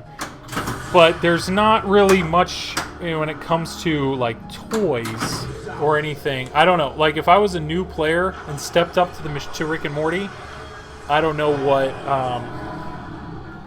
I don't necessarily know what they would shoot at. If anybody in chat owns a Rick and Morty and they have friends and family that enjoy it, let me know. Let me know what it is that they enjoy shooting. JP does that well. Yes, Jersey Jack does do that well. What I will say, when I had Hobbit, it was near impossible to tell people like how to get to multi-ball or lock balls, because it's like, all right, you see that ramp that currently says this? Well, if you hit this enough time, then it's going to say that, and it'll go this way instead of that way. The main thing in Hobbit that people really liked were the pop-up, the beasts. I mean, it was just very clear that it's like, all right, if anything pops up on the playfield, hit it in its mouth. Novice players like bashing things, for sure. Somebody just said trolls. Yes, 100%. I mean, that's what it was. There's reasons why Medieval Madness is ranked as high as it is. Medieval Madness, for my friends and family, when we go to there's an arcade bar that has one, that's their favorite game. They love playing Medieval Madness. And the reason is, you have a sculpt right there, that castle, it's blatantly obvious of like, oh, if I hit it enough, there's a drawbridge that comes down. Oh, if I hit it enough, then I can get through the gate. Oh, if I hit it enough, it'll blow up. It's very obvious what to do. So, I don't know. I've considered getting Medieval Madness myself, but the Broken Beast, yes, Snap Arcade, yes. So, when I owned Hobbit, there was a moment, 5-way combo. I didn't even realize I had that. I'll have to watch that. Where am I at? 117. I will have to go back and watch that. Yes, that's the only issue. The only issue is when you throw amazing toys into the game, there's more stuff that can break, obviously. Piccolo, you feel under attack. Why? Is there something you really like that I'm not agreeing with? Let me know. Scolari Brothers, yes. So Scolari Brothers are definitely yes. Okay, yeah. So there's a time and place for pop-ups, and the Scolari Brothers are not it. The Nightcrawler target in X-Men, that's not it. It can also be a negative. But what I would say is in the Hobbit though, there were a few modes that the beast were roadblocks, and it's like, all right, to complete the mode you have to hit the left ramp, but to get the beast in front of it down you have to hit this, and then it's timed. I thought it was pretty sick. Yeah. Black Knight Sword of Rage bashes back. Yes, so I'm very curious. Black Knight, like, to me, Black Knight is a brutal game. Brutally hard game. Outlane ball save is lit. Brutally hard game. And so, I don't know. I'm very curious if novice players enjoy that, because it's very obvious, like, what to hit, and oh, that flail's going, and oh, I want to hit him, and I don't know. It seems to me like that there's a kind of a formula for success there. Oh, that's garbage. Little Deadpool. Little Deadpool is a perfect example. I've actually thought about Deadpool as a potential game that I would once own, because, yeah, it's right there. It's obvious. But what I will say is I know it's a dangerous shot, so when you watch good players play that game, they like avoid it like the plague. The novices I have shown it are very into it. Hobbit so hard for us noobs. Hey, Jared, that's my brother, HXC 1984. Everybody that's in here, like, for real, thank you so much for joining this. This is the most viewers I've had. I've got some follows. I had some gifted subs. I had some bits. This has just been a pleasant surprise. So a wonderful Wednesday to everybody. So thank you. My name's Joel. Just Another Pinball Stream. I also do Just Another Pinball podcast on the TPN network. My brother there, HXC 1984. Yeah, he's a dude. If you like Magic the Gathering, go ahead and whisper or do whatever you want to Jared there in chat. Piccolo, the novices I've shown it are very into it. Are you saying... Piccolo, dude, thank you, man. Thank you for the bits. Man, I really appreciate that, man. Because it's obviously super hard, but it's straightforward, so they know what they should be doing. So you're talking about Black Knight Sword of Rage. Like, that to me is absolute... Yeah, I agree. Rika, thank you for the follow. Really appreciate that, guys. Wind Radar, thank you for the... You're digging the stream layout. I appreciate that. This is a layout of my own concoction. But what I will say is George at Don't Panic Flip, he started the vertical camera trend, or at least what I noticed. But he had his full screen, top to bottom, and I thought the LCD screen was a little too small. So I started messing with it and trying to arrange it the way that I thought would be a little better. And got another playfield camera on there, and I really like it. So I'm glad it's being received well. Hopefully it's easy to see where to look with the eyes and whatever. Ramrod, you listen to the podcast. Thank you. Yes, the podcast, it's on the Pinball Network. Just Another Pinball Podcast. I enjoy the podcast a lot. It's a lot of fun to do, but it's also very weird because, at least with this, I'm talking pinball, but I'm interacting with you guys. The podcast, you're literally just sitting in front of a mic talking, and you're hoping that people that are listening don't think you're an idiot, or they would potentially agree with you, you know? So I love getting emails. I love getting feedback on the podcast. I've had some awesome reviews on the podcast, which has been just fantastic. So that's a great shot, by the way. Yeah, felt really good. Piccolo, yeah, looks great. Except for I want to see one go in the Demogorgon. So the Demogorgon, this is not my game. I'm borrowing this from Zach at Flipping Out Pinball. By the way, it's for sale, so if you want to buy one, reach out to Zach. You can buy this exact game. I know there are things that you can do to this game to like tilt the sculpt or make it better so it's easier. But being that it's not my game, I just didn't want to go in there and tinker. But yes, I can hit it. We'll see if it happens tonight. I do have a clip. There is a clip. I've done it. So one of my last clips from last week. You see it in the mouth. Raffle Noobs, everybody say hello to Evan Austin. Evan Austin was my first subscriber. My very first subscriber. He's a friend of mine from college. He does not know anything about pinball, and I think legitimately only tunes in to give me a hard time. So thank you, Evan, for your support. I appreciate it. All right, let's see if we can get one in his mouth here. Whoop. Nope. Whoop. Nope. A little. Oh, thought that was close. Nope. That's not a good shot.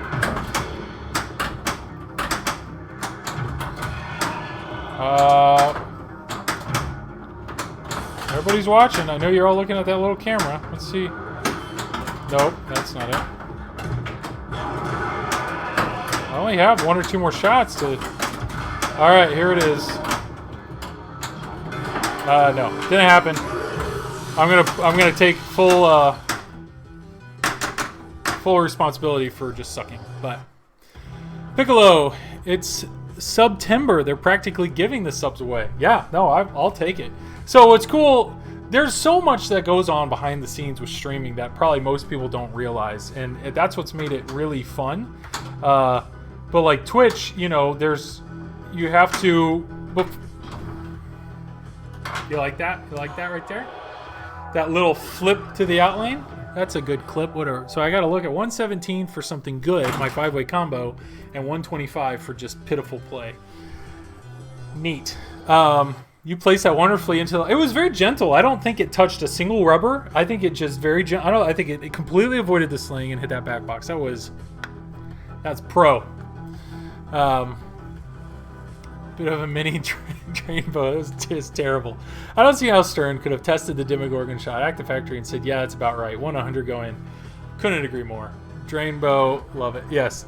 I don't know. I don't know how that got through. I don't know. I don't know. But I'll tell you, if somebody clipped that, I hope you titled it Drain Bow. I don't know. I mean, you know, they probably placed an order for like 1,000 sculpts, so it's not like they can make the mouth bigger.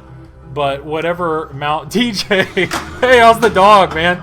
The dog get the dog walk? You knock that out? Thank you for the drain bow. If pitiful play gets you bits, then I'm gonna be a rich man.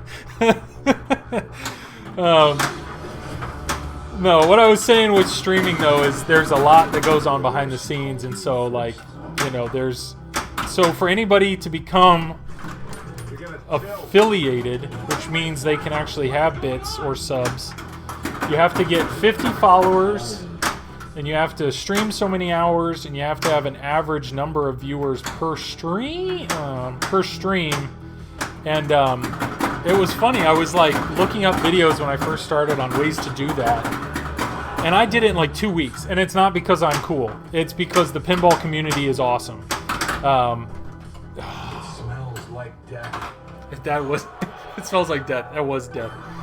The pinball community is incredible. Like, there were so many people that started following early on. They're like, I just follow pinball. I follow pinball. I follow anybody that plays pinball. And that's so cool. Like, as somebody who's excited to try this new endeavor, to immediately get support is awesome.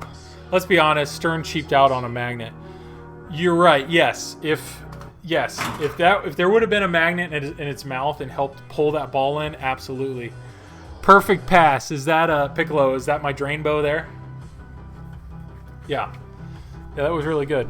I don't think I could do that again if I wanted to. Yep, thank you. Thank you for the clip. Let's get a quick little refresher here. Hey, where I'm at, let me do this real quick. I know everybody sees this, but TPN, the Pinball Network, happy to be a part of it. Here's some of the bigger players on it, on TPN, and but looking at the schedule, Chuck was supposed to stream a little earlier today. I'm streaming now, and then after me is going to be Pinsomniac. We'll probably go that way. And then Faye, and then we have Raul Pinball, who's in Argentina, I think, who's awesome, super fun to watch, and then Fliptronic a little bit on Thursday. And then outside of that is Don't Panic Flip. That's not the right game. You like that? Hey, that's the wrong layout. Let me just turn that. Ugh. Real pro, guys. I'm a pro streamer, let me tell you. My transitions are flawless. When you're done streaming, Joel, I tagged you in a post on Discord of the cab. Deal. Speaking of Discord, what he's talking about is Don't Panic Flip has a Discord. I am going in and out like crazy, aren't I, on Focus? I don't think this should... I bet that sucks. Let's go ahead and set that to manual, and let's leave that the F alone. There we go. Don't Panic Flip has a Discord. Everybody should be on it. Anybody that's here and enjoys this type of conversation should be on the Don't Panic Flip Discord. It's so great. Okay, I have been loving tonight's stream. I'm clearly not putting up any sort of high scores because, as you guys can imagine, chatting it up and playing pinball is a little bit of a challenge. I try my best, and I enjoy it a lot, but I don't know. Like I said, I respect the heck out of Jack and Jack Danger and George, you know, with Don't Panic Flip and others that have the ability to read chat and interact with chat and play good pinball. I can read well, and I think I can talk okay. It's the playing pinball that typically suffers, so... Like, Poe Peel, set it and forget it. Oh, yeah, I see what you mean. The Focus, yeah. And drink beers, yes. Well, that's the other thing. So I'm not a huge drinker. It's just as a bigger guy, I have to drink a good bit and to really enjoy drinking, so I typically don't. But the idea of getting more and more intoxicated while you play and still playing at a high rate is just nothing but impressive in my book. So, yeah, props to George. Everybody, props to George. Give it up to George for being able to do what he does. I don't even know if Don't Panic Flip's even in the stream anymore. All right, here we go. So, with that said, let's have a good game. Thanks again for everybody that's come out. There you go, perfect. Nice job, Alex. Everybody that's come out. We're chatting it up over here, having a good time. Yeah, if any of you guys have listened to my podcast, and if there's anything about that you want to chat it up, as you know, I'm happy to talk. Or any other thoughts on Avengers tonight, or what's coming out, or I mean, my guess is when we hit Pinside tomorrow, there will be a lot of people that will be praising the stream, and then there's going to be a lot of really critical people at the stream. I mean, I think that's already happening. They're already, like, two of the best players in the world are bricking shots on this game, so clearly it's going to, you know, it's clunky. It's like, nah, it's a little too early to tell, but...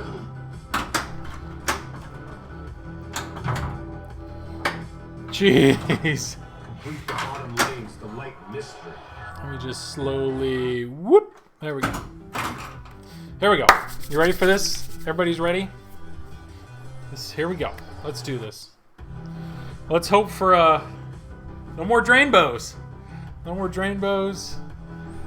Let's get a clip of something good. There was a good. I had a 5-way combo earlier, so I'll go back and clip that one. But here we go. All right, be smart here. So get the ball to the flipper. Step 1. So far, I'm all over it. And then let's take some safe shots. So I usually like the left orbit. Okay, this is great so far. Just really showing what I know. Wind Radar, what up? Am I saying that right? Wind Raider, not radar. Wind Raider.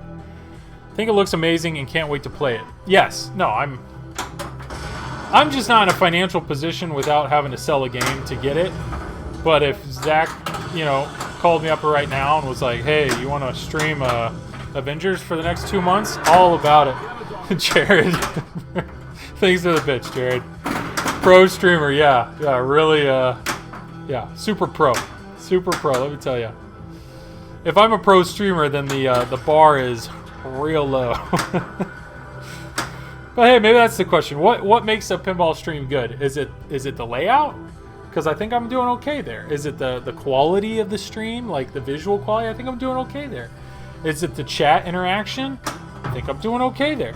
If it's the overall pinball abilities, not good.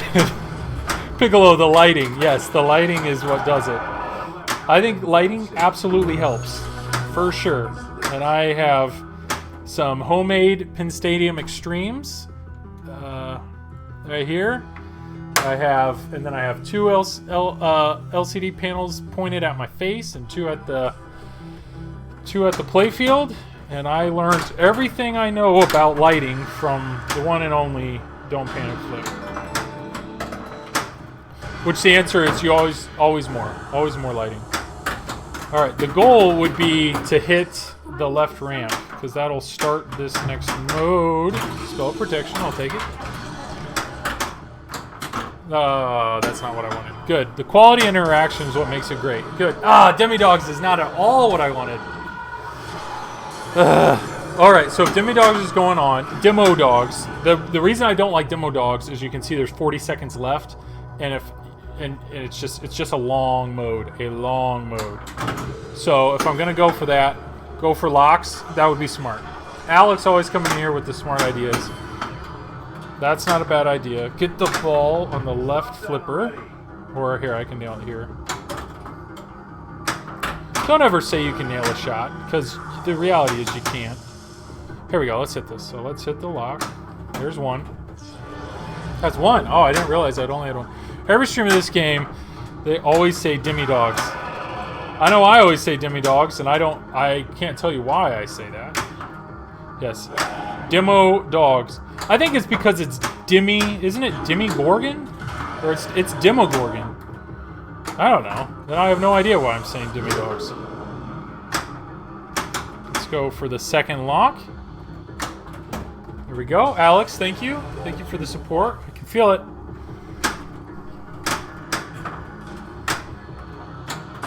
That in it. Whoop.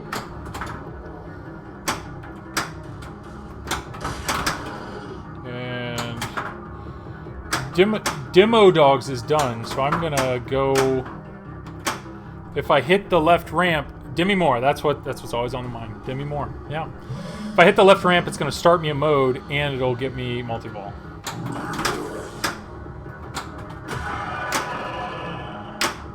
Come on, let's hit the left ramp. I'm really good at hitting the lock shots. There it is. Here we go. Turtles banner. Can't get enough of that Turtles banner. Alright, this is good. So I have Mirkwood. Mirkwood is, in my opinion, the worst mode in the game. Just because I want to get through modes. I want to get through modes so I can get on to the next thing. Did I hit him in the mouth? Hey, did I hit him in the mouth? Or was that the 5th shot? So Mirkwood is a gazillion seconds long, and it's just ramp shots. So it's nice to have a multi-ball going during it, for sure.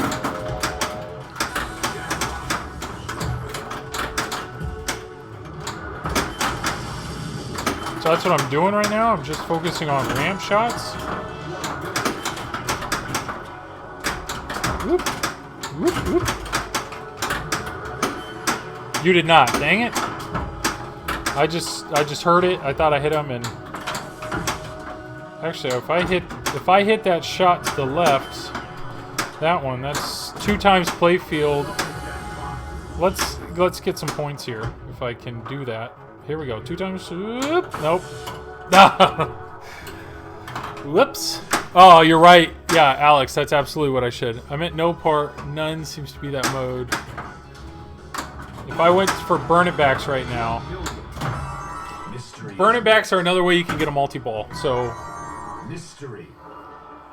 What's my mystery here? Ooh, this is a good mode. If there are children watching, feel free to close your ears. So every switch you get a bullshit, and it's great.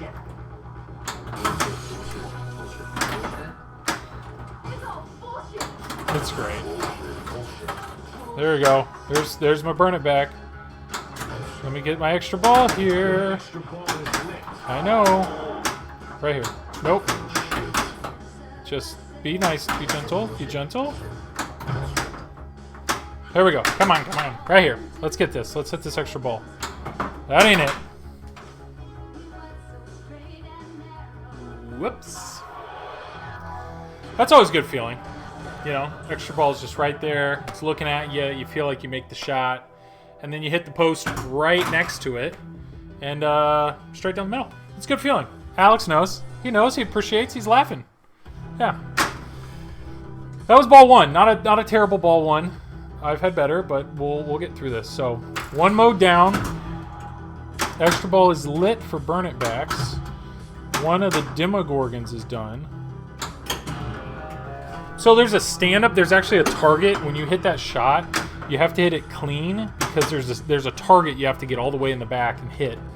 And so if you rattle that shot, it doesn't count, which is great. It's always so great. Yeah, when you don't hit it. There we go. Mode number 2. So one thing I like about this game is this song, for one thing, which is not in the original code. No! You just whip it? I'm sorry I drained the ball there, guys, solely for the sake of that song and you not hearing it.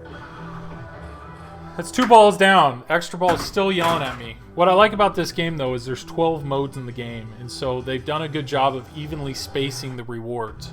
So once you get to once you get through your 3rd mode, you get an extra ball. 4th mode, total isolation. 6th mode, extra ball. 8th mode, 2nd total isolation. 9th mode, extra ball. 12th mode, it's like, it's all right there. It's achievable. And it's so you always feel like you're just 1 or 2 modes away from getting to something really good. All right, ball 3. Let's see if I can get this ball safely to a flipper. Extra ball. First try.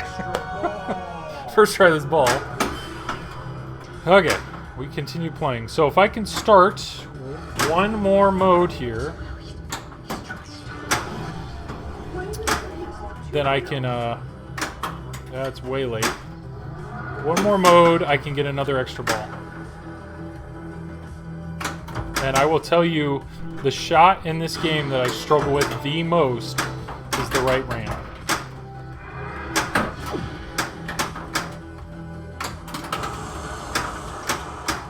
Because I can't backhand it, so I have to forehand it from the left flipper.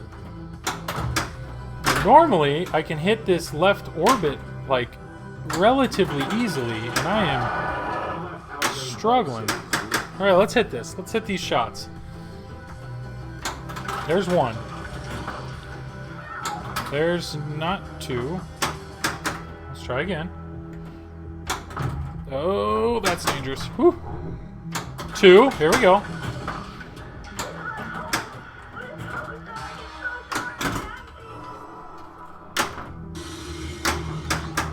One more. Left orbit here. There it is. Started my mode.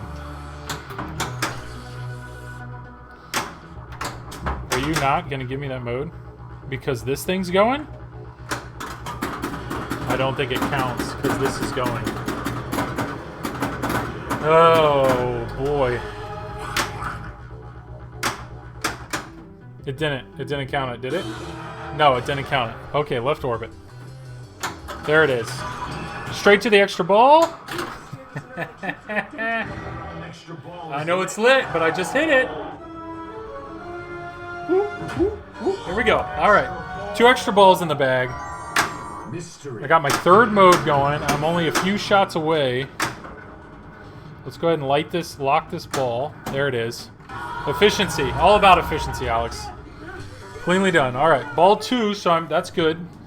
So I've already done that multi-ball 1, so I have to hit those light lock targets again.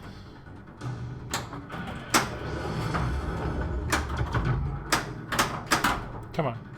Be gentle. Be gentle.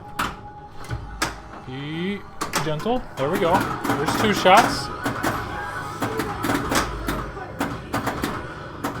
Just loving the pops. Just, yep. There's only 2 of them back there, folks, but it's loving them.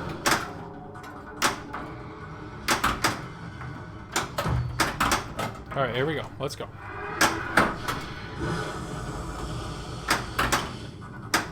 All right, here we go. Why is dart instead of the fire? Why is it dart instead of the fire thing? What do you mean? Oh, there it is.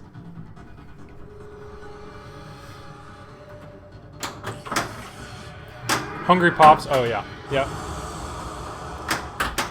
Oh, because you thought I was hitting the burn it back shot? No. I don't want Dimmadog. I want this left orbit. Okay, apparently it's fine. Alright, so I need 2 shots. 2 shots to... I'm 1 shot away from another multi-ball right there on that left lane. I'm 2 shots away from starting my mode here on the right orbit. Once I start... Yes, so the second... What's flashing at me in the middle here, which I just realized how crooked I am.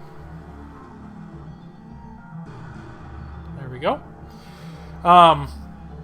If I start this second Demogorgon mode, it's a 2-ball multi-ball, but I can't progress towards my mode shots during it. So I'd be okay with starting it after. Yeah, I forgot the pop bumpers normally did. Then I combined Burn It Back with the flamethrower and Black Knight. Yeah, yeah. We were angry. Yeah, okay. So let's go right ramp. Sweet. I love it. If I can do that more often.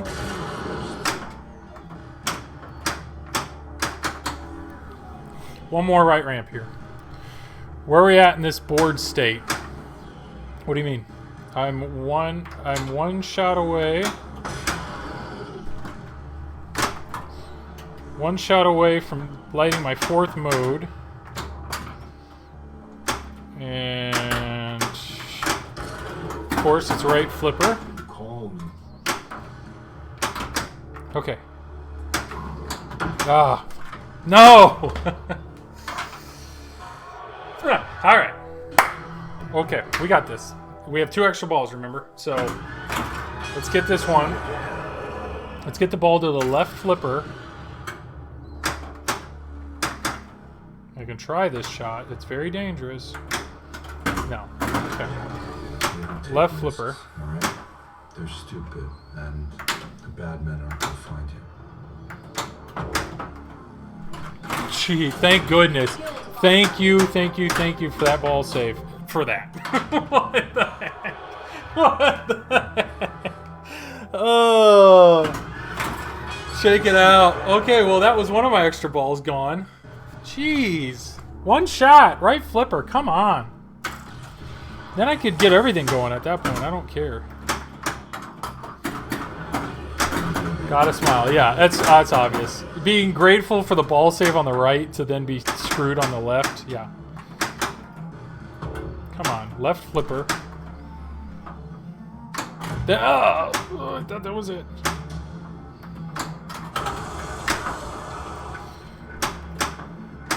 Alright, still on this right flipper. Here we go. So there's a few things I can do. The problem is if I hit the left ramp, it will feed the left flipper, which is what I want, but it would start a multi-ball. That doesn't work. If I hit the shot to the right of the left ramp, it'll start dim-a-dog. Means I can't progress that. Post-passing in this is a challenge. Liver Lover, thank you for the subscription, man. What up, Wes? Good seeing you, buddy. I'm not going to complain about scoops. You always complain that when I complain about scoops in my games. Get on the left flipper. Here we go. Here we go. Let's do this. Joel, try to slow the pass down. Got it. All right, here we go. Can I just hit the shot, please? Yes. There it is. Now I'm going up the middle.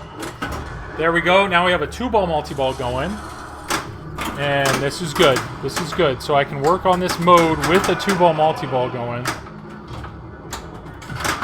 I don't really want to bash him. I'd actually rather get through the mode. Because then total isolation will be lit when we come out of this 2-ball multi-ball. So maybe the smart thing would be to cradle up one of these balls.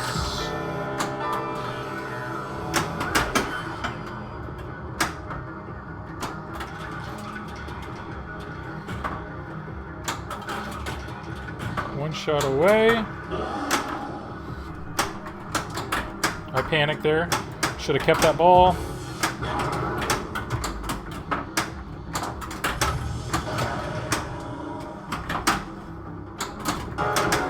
Okay. That's right, there's 2 of them. Cradle up, cradle up. Here we go, here we go. All right, let's go, let's go. Trap them up, yep, here we go. Your time is up. Great, so that means the mode's done, which is good. So that means once I'm out of this, I have total isolation lit, which will be on the left flipper. So I'm going to keep a ball on my left flipper if I can. So I'm just going to mess around with this right flipper here.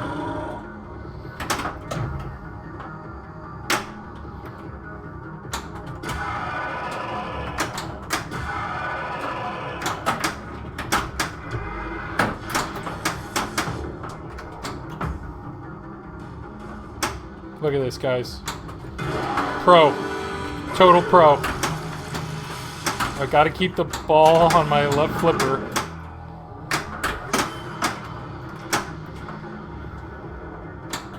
Pro.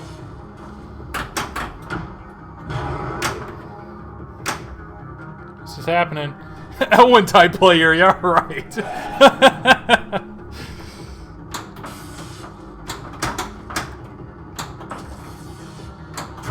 I've said more words in the last 3 minutes than I think Elwin said on his entire stream. He can focus a little better than I can. Good. Mystery is lit. All right, here we go. Let's go. Boys, here we go. Let's go. Let's get this ball off. There, okay. That's one way. That's one way to take care of that. Total isolation's lit here on the left ramp, so let's hit this shot. Or not, that's fine. Left ramp. That's close to the left ramp, but it's not the left ramp. Here we go.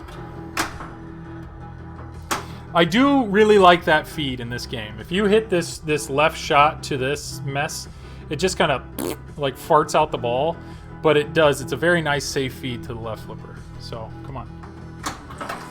Jeez. Great, great. Doing great, guys. Feeling great. Feeling great. It's okay. This should be my last ball. No. I thought I had one more extra ball. Guys. I'm sorry. Yeah, L1 type play. Yeah, right. Jeez. If you look, guys, though, right there, 400. I mean, I have times where I do things well. That was fairly quiet reveal stream for the people there. What a difference between that and the Turtles reveal. Yeah, I mean, Dwight is like, could not be more excited about his code and just like wants to tell you about every single nuance. Boom, boom, boom, boom, boom, boom, boom, boom, boom, boom. And I mean, I'm glad they had Raymond. Raymond was really obviously active in the chat and chatting it up. So, yeah, I think he participated well. And I almost felt like Jack kind of took a back seat and just kind of let him go.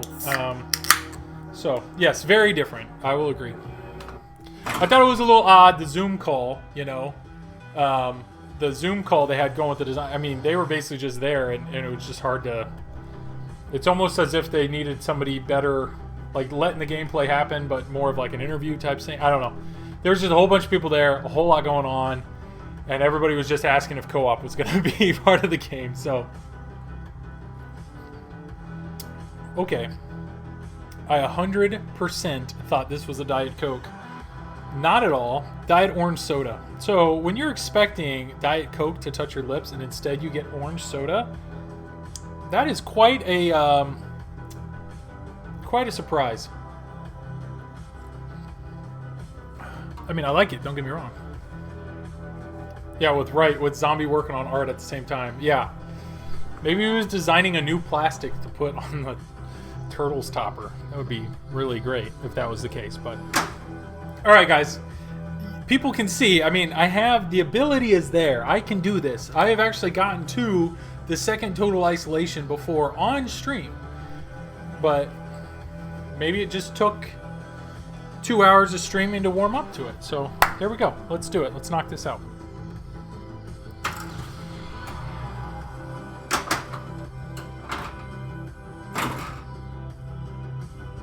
Okay. Didn't hit anything nice. The van would be big enough to put in front of that logo. True, but look at, so if you look at that you have the background, then you have the Technodrome, and then you have all four turtles facing the Technodrome. So the perspective is like we're in battle, we're going towards this thing. So you either need something else at the same like stance as them with your back turned. So we either need like the back of Splinter or the back of April, or April like turning behind her shoulder to like call back to him, or Casey Jones. Like you need something like that. You either need some good guys with the same, like at the same point, the same perspective or depth as the Turtles, or in my opinion, get rid of the logo and put at least one, if not all or more, villains close to the Technodrome, foot soldiers, Bebop and Rocksteady, Shredder, Krang, whoever you want, put them there, right up next to the Technodrome, facing towards you. And if you think about the player, like, yeah, you're looking up, and what are you doing? You are at the same perspective as the Turtles. You are facing the villains. The Technodrome's coming towards you. The bad guys are coming towards you. So I don't need the logo. I already got the logo. It's 2 inches below it. Give me villains. Give me something right there. So I don't know where those toppers are at. I don't know if they've already made 200 of them or what. But if throw Zombie Yeti a tiny bit, give him some money. Say, hey, can you put together, or his daughter drew a lot of that. Like, give me those villains. Put them right there in the middle. We're gonna take the logo off. We're gonna do that. Boom. I mean, a news canister, yeah. That's what I think needs to happen. And what I would go to the point of saying, if they release the topper the way it is, I think somebody has the ability to make money if they make that. If they can draw the villains and they could make that plastic where you can pop out the old one and pop in a new one, I think they could do that. Spilling out, yeah, make him come out of the Technodrome even more. Absolutely. 100%. That's what I picture. Chances of that happening, almost none. Dremel, yeah. So when I looked, it looked like the TMNT logo was on there with like rivets. So, you know, I see that and it's like, well, if they're machine screws, I'd feel more confident just being able to pop that off and put something back on. But rivets complicate things. But still, definitely something that can be fixed. But you know, if you're paying $600 for a topper, you want it to. You don't want to have to fix it. I don't know. That's my vision. That's what I'm seeing. So.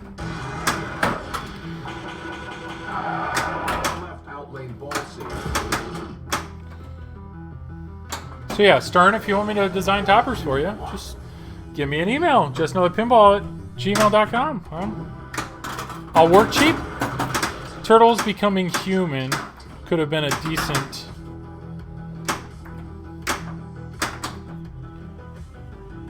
Yeah, it could have. Just put the Black Knight topper on it. Yeah, LOL. Why do you need to make a different one? So I think that's funny. Everybody says that. They're like, well, what if, for Stranger Things, what if you just take the Black Knight Topper, pop his head off, and pop in a Demogorgon instead. Yes, the Black Knight Topper has set the bar for what a good topper is. 100% agree with that. But I said this in my podcast. I said most toppers are kind of one or two things. It's either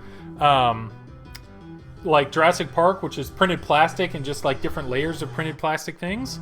That's how the Avengers logo topper is. Or it's a 3D sculpt, like the Ghostbusters topper, the Star Wars topper, all plastic pieces. Some people think those look even cheaper, but others are like, well, no, that adds dimension, that adds function to the game. And then you have the Black Knight topper that's kind of the next level, where it's printed plastics and a 3D like piece to it that interacts with you and the game. So it's the best combination of all the potential things. So that's what I do like about the Turtles topper, is it is a 3D sculpted mech, it is interactive, and they're plastic. So I think it's on par with the Black Knight topper because that eye moves. So very curious at what makes it. Oh, that was neat. That bounced over the flipper.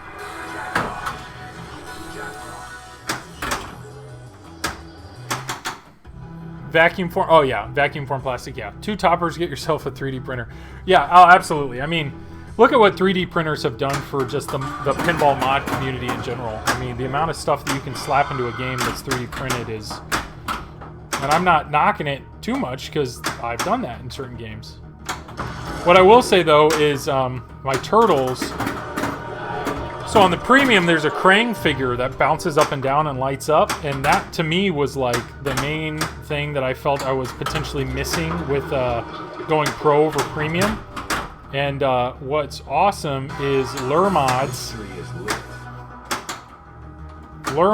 actually took an already made action figure, like a good action figure, one of the NECA action figures of Krang, and actually put LEDs in it, and it fits perfectly in the cabinet.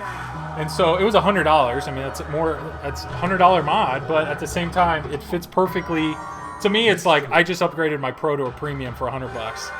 I know I didn't. I still want the diverter and all that, but it was easy to convince myself that was a good buy. Oh, Raza was, yes. Yeah, the Raza should have never released the high-res pictures, because all the high-res pictures they released just showed the print lines, the filament lines.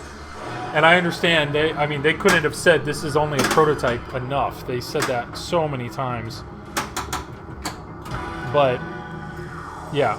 I would say that I was really excited for the Avengers reveal, but now, at this point, I'm probably more excited for the Raza reveal. Just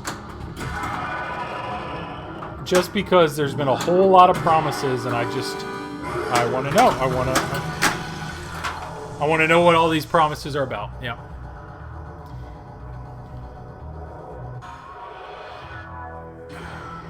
So Ramrod, the diverter on Turtles. I owned a Shadow.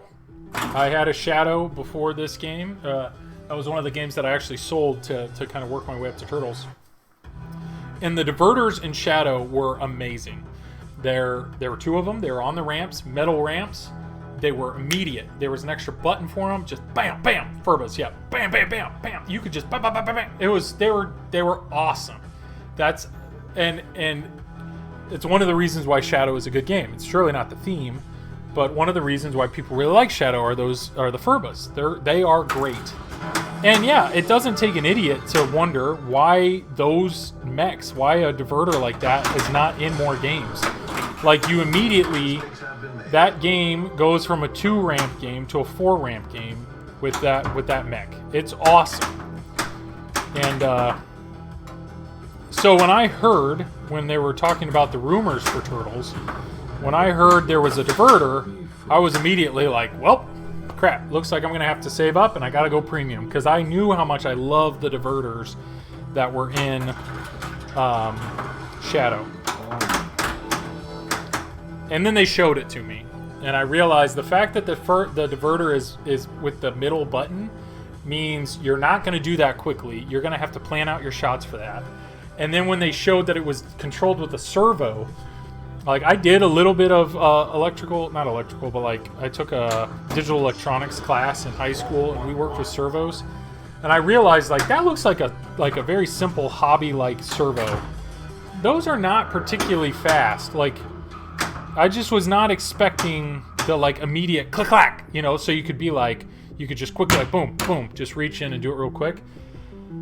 I mean, it does move, but it's just, what I will say is that diverter is not at all like I was expecting or wanting it to do. And so I personally don't feel like I'm missing anything, the fact that I don't have the diverter. I hate the middle button, but I also suck at pinball. Yeah. The middle button is... So on Turtles, what I think is hilarious is the fact that there's a middle button on this game. It does nothing. It legitimately does nothing. The middle button on this game, you can push it to launch a ball. That's it. That's all you can do. So, doesn't matter. You can sit here all day. It doesn't even light up. Like, it lights up when the game's in a track mode. And that's it. So, come on. I want to hit the left orbit one more time. I want that ball to come whizzing around, and I immediately hit the extra ball. That's what I'm hoping for. So, the action button in Turtles, being that I have a Pro, all it does is, No!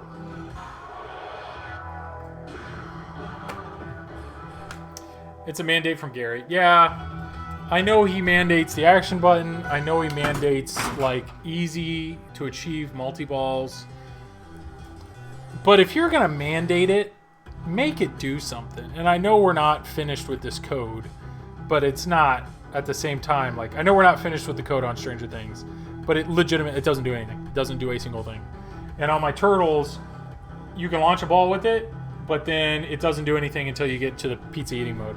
And I don't know the balance there, because like you play a game like Star Wars, where I feel like you're constantly like battling the TIE fighters, and then pizza time, and then you have games like Pirates, where it's like you can almost not even play because you're almost so worried about collecting gold all the time. So I don't want that.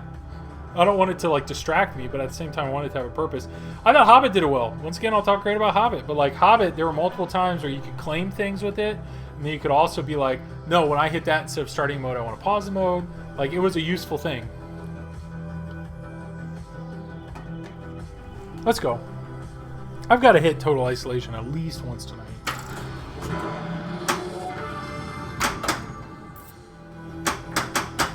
That's awesome. Game of Thrones did it well. Yes. Yeah. You got it. You've got to be kidding me. Reset. 2 clips. I'm very curious what that second clip was. Very curious.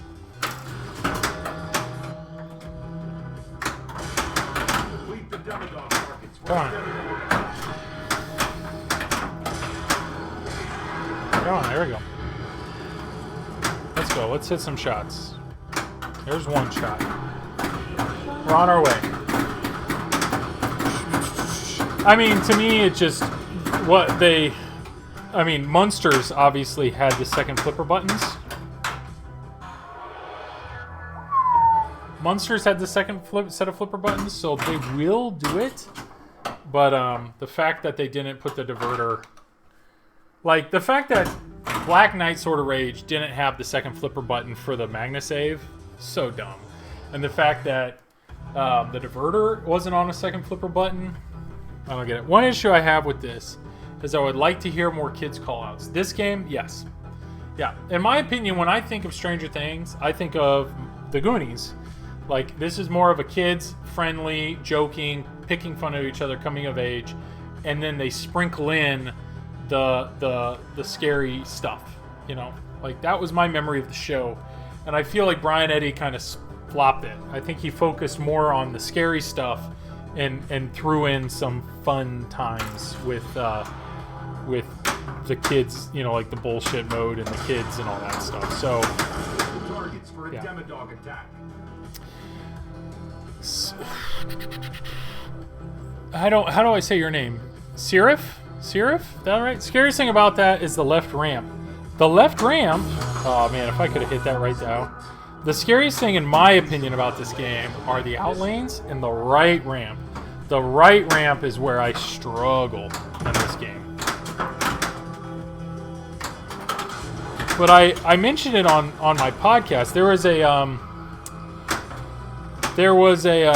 was a presentation for not CES, but it was one of the gaming conferences, and they actually Brian Eddy and Mike Vinacore did a presentation on designing this game, and they showed some pictures of the earliest Whitewood, and like pretty much the layout, the left orbit, the left ramp, the right orbit, that was like there from the very beginning. That had not changed. Like he just came to that. The only thing it looked like they constantly were tweaking with the Whitewood is how the middle shots were working. The bar near me has an LE, and I think it just beats the crap. The left ramp spits the ball back at you, and the right orbit drains 50%. I don't get the drains off the orbits, but I have seen that when the magnet lock doesn't work, that can send the ball back. And yes, if that ball is coming back from the left ramp, you're in trouble. 100%.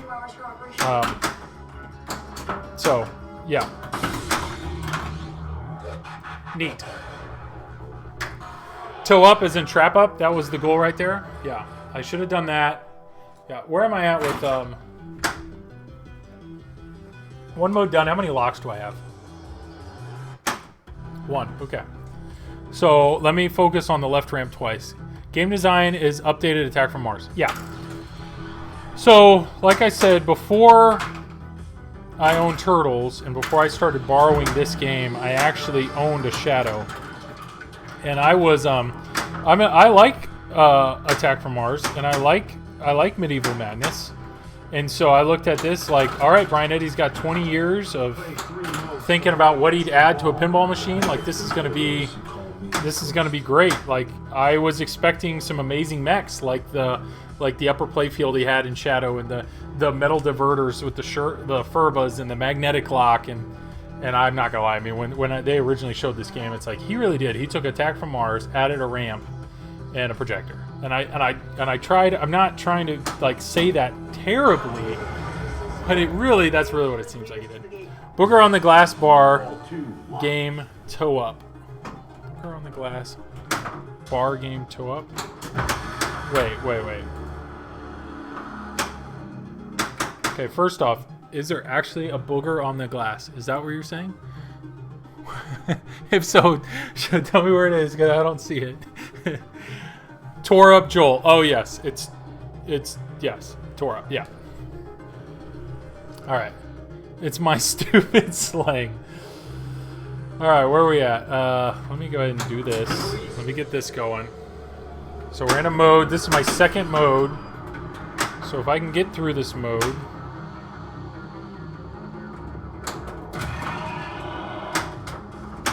Like, I feel bad. I like this game. I do. I say I like this game, and then it immediately kicks me in the nuts. I do love the light show on this pin, as do most. So one complaint I absolutely have on this game, this game is with the $300 light kit on. This does not have the UV light kit. I'm borrowing this from Zach at Flippin' Out Pinball. It is for sale, so if you're interested in buying this, reach out to Zach. Tell him I sent you. But it does not have the UV light kit, and every owner that I've talked to, they all say like the UV light kit is a must. You must have it. And I have no doubt that it's probably a drastic change in light show and functionality. So if I owned it, I would splurge and spend the $250 and I'd buy it. So yeah. What I feel is Brian Eddy came back, and instead of focusing on like shots and layouts, he looked at it as pinball looks very similar to when I left, and so what are some things that would be big? And in his mind, it was like, well, let's have the playfield change based on the lighting conditions. Let's put a projector in the game that does image mapping on the playfield. Like, to his credit, those are big changes. But unfortunately, yeah, people wanted shot changes and mechanical changes.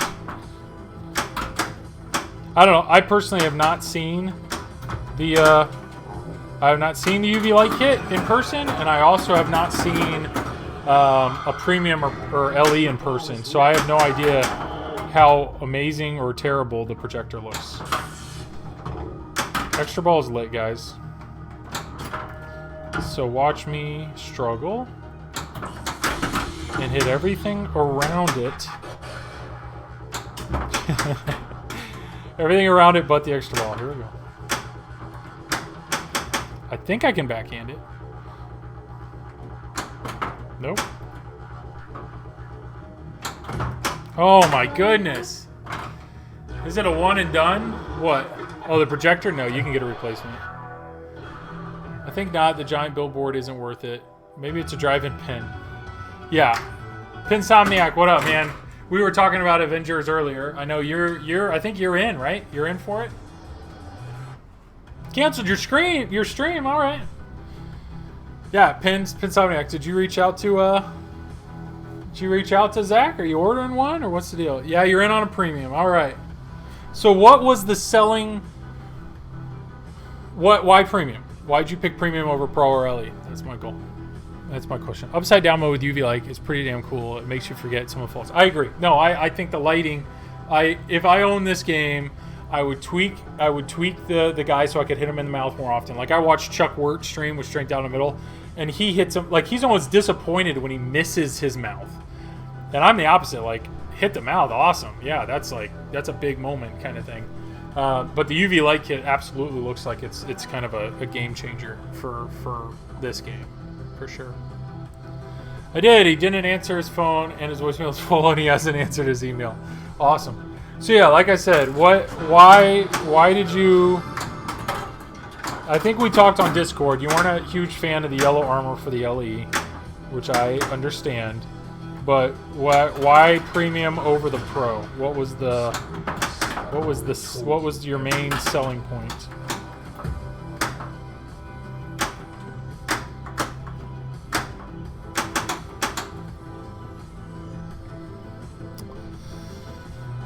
Pin, what would you think of tilt pan spotlights? Are you talking Avengers? Yes, I'm talking Avengers. The premium is greater than Pro because I see the Pro being different that Star Trek has. I don't think the Pro will have as much flow. I am very curious. So if you think of the shots, right? The premium has that Captain Marvel shot, and it looks like that's a hard shot. My brother-in-law just ordered premium. That's awesome.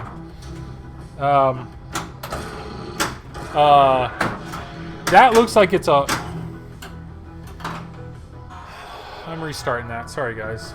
That looks like it's a tough shot. The Captain Marvel shot. It looks like you have to hit it clean to get it to do what it needs to do.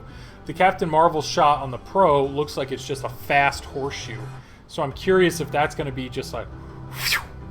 I'm curious if that's going to be a fast shot, kind of like one of the inner horseshoes with, Star Wars or whatnot. So I'm curious if the flow is actually going to be faster. It might. I don't know on that. But what are you talking about? So Alex, what do you think of tilt pan spotlights? What do you mean? Like on the game, like up top that you point down at it, or what? I don't know what you mean. You may see them soon on Guns N' Roses. Captain Marvel shot looks easier than the shot through the pops. Yeah, the shot through the pops. Yeah, that's not an easy shot at all.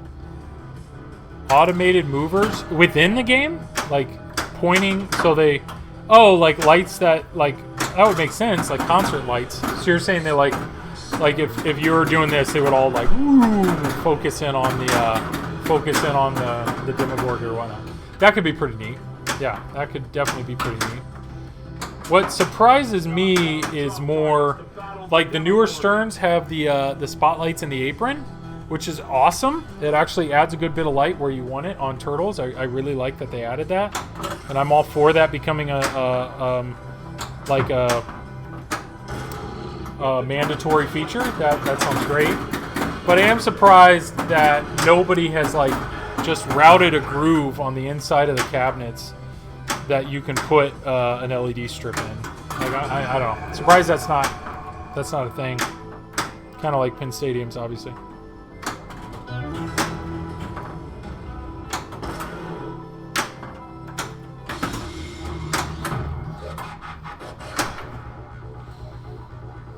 No!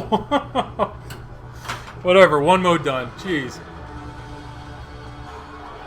Like game control, cool feature, but not a huge selling point for you unless they use dry ice in the can. Yeah. Give me a fog machine. So the lights like boo, and point towards the stage, and then fog starts coming out, which makes a ton of sense, Pinsomniac, when you have glass on it and it just slowly becomes a cloud and you can't see it. Yeah, that seems real cool. Alright, right here. This is the goal. This ball, 2 modes, and get the extra ball before I drain.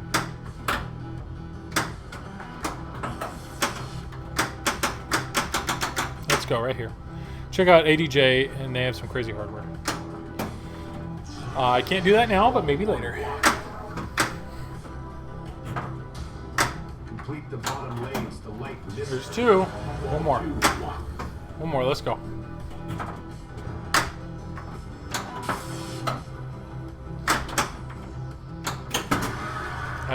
It's probably gonna give that to me. Let's go right here. I like Star Trek laser show effect more than a projector. That's fair. There it is. Started the mode, started multi-ball. Hologram of the band performing on your pinball glass would be cool. That would be cool. I really just don't, I mean, if we think through pinball machines, like music pinball machines, like, I mean, sure you had, with Rolling Stones, you had Mick on a stick, but like, you know, Metallica, which is probably the best, some may argue AC/DC, you know, the band members really aren't in the game. I mean, like Metallica was caricatures, and Sparky really was like the main attraction, and they're focused more on the songs. So if we do that logic, it's like, what does that mean? Welcome to the Jungle. Is like one whole corner of the playfield going to be the jungle, you know, or is there going to be a playfield underneath that's the jungle, you know? I don't know. Like, are they going to base different areas of the pin off of that, or are they going to actually focus more on like a band trying to perform a concert kind of thing?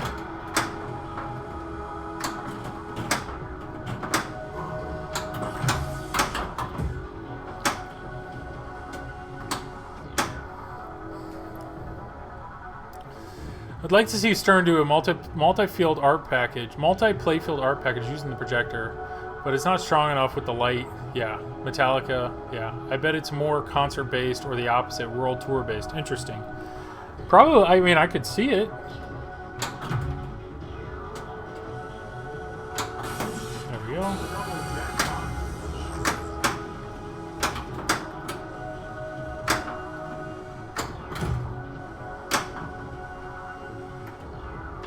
There it is.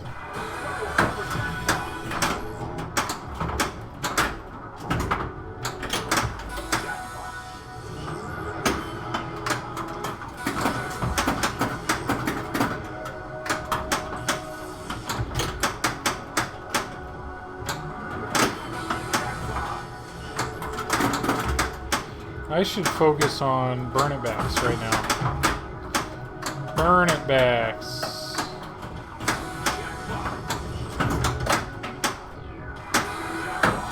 Alright, let's get some points, even though they don't mean anything.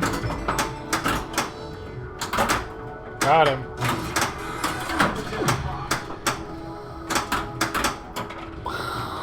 That sucks. Give me the ball. Be gentle. Be gentle, slings. Be gentle, slings. Be gentle. Ugh. Or use the newer non-ball based projector that is brighter and more clear. The bomb would be huge, though, yeah. So first off, with JJP. So last release was Willy Wonka, and they did the standard edition. So they did their one edition that was cheaper, and I don't remember. I mean, maybe somebody can throw it in chat, but how much that standard edition costs. But I don't think it was. I don't know. I don't remember how much it ended up costing. But I'm assuming they're probably going to do a similar thing. I hope they have a lower price pin. So we'll see what that is. Think of concept being produced with moments, sound, sights, orchestra. Yeah, I haven't gotten very deep in this game. What's your opinion of scoring? Is it balanced? This projection would be much better. The amount of risk, yeah, for blinding people would be pretty high. I bet Guns N' Roses is cheaper because licensing is cheap. True. What's my view of this game? Do I think scoring is balanced? Like any game, there are things you can exploit. And if you want to see somebody exploit it, like Ray Day, he played... My highest score in this game is like 400-something million. I am not a competitive player at all. And I have not purposely tried to like stack things in a way to maximize scoring in this game. Ray Day, though, Raymond Davidson, is a competitive player. He's #1 ranked in the world. So he has this game, and he put up a game the other day that was like 3 billion points. Now, how did he do that? Well, all the multi-balls, he did very well in them. And maximized. That was third ball, too. It was 1 shot away from an extra ball. 2 shots. Come on. I don't know. I may not be the best person. To me, I like playing games for achievement. I like trying to accomplish or get through the game. And if you focus on the mode shots, yes, there are rewarding shots that you can that can add up. And I don't know enough about the game to know, like, well, if you fully complete these modes, then you'll actually get more points. I think maybe your jackpots are worth more. I don't know. Like, I know Turtles, the more modes you complete, they give you advantages later on, which makes sense to me. But all right, well, for people that are still in here, thank you to everybody that came out and watched tonight. I had a huge raid earlier from Skip Natty at Buffalo Pinball, which I cannot thank him enough. Thank you for everybody that's participating in chat. And like I said, I got some gifted subs, which were awesome, and some bits were thrown my way, and it was just it's been a great night. So Ramrod, great emotes, man. Those are great. I wonder who made those. Looks eerily familiar. No, it's been really cool. This has been really cool. Definitely great turnout and great participation, and yeah, thanks for everybody that's chatting it up and being a part of this.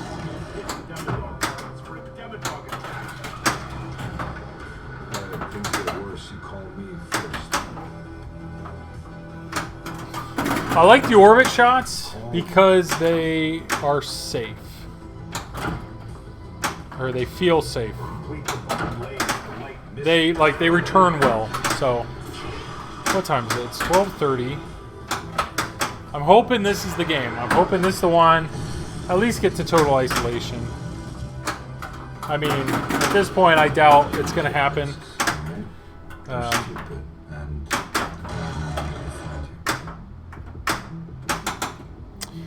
Insomniac. Personally, multi-balls should be where the points are, but you have to bring along modes a little. I don't think they did enough of this to really make the modes fully immersive. It just feels like you're there. I wish there was more of a chase mode and a horror aspect. Yeah, I get that. Like, I know, like Jurassic Park, there's moments where you're trying to rescue people, but like there's a shot coming towards you. So there's nothing like that.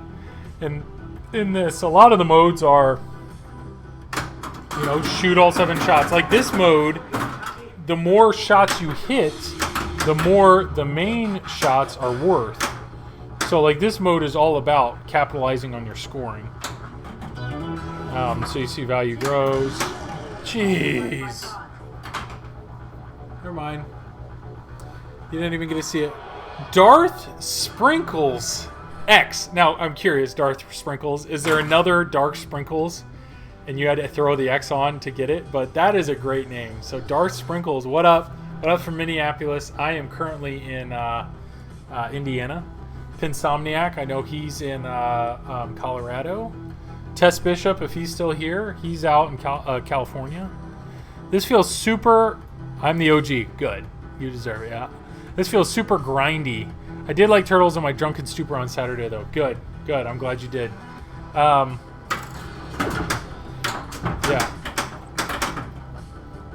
Turtles is cool. I am really enjoying Turtles. And yes, this is grindy. This is somewhat chopping wood. The best, I mean, really, it comes down to Attack from Mars. If you like Attack from Mars, if you like the code and the way the code's set up in Attack from Mars, it is very, very similar. So the idea of, to get to what I think it's total, it's not total isolation, it's like total, I don't remember, but like you have to hit every shot in the game 3 times, same thing. So to this, it's like, all right, for me to hit another mode, I have to hit one of these shots 3 times. And it does, I could, grindy, I'd actually never thought about that until you just said it, but I could understand that, why you would say that in this game. Because the reality is, once you get to total isolation, is this the Pro? This is the Pro, yes. The main difference is the Premium and the LE, they have the projector, and as you can see, this backboard is not changing.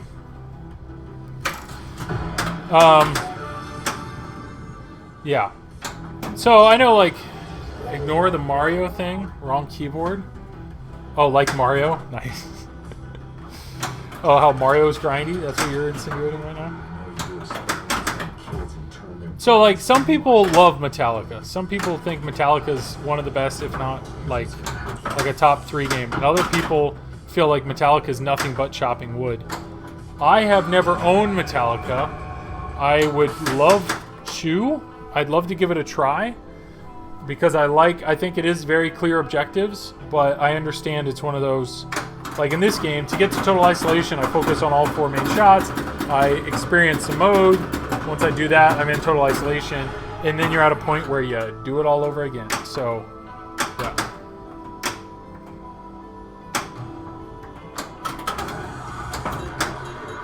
Let's strap up here.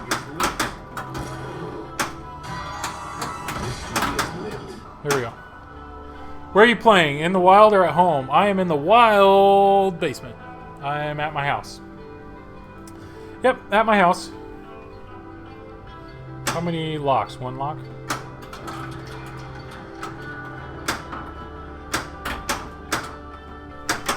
Yeah.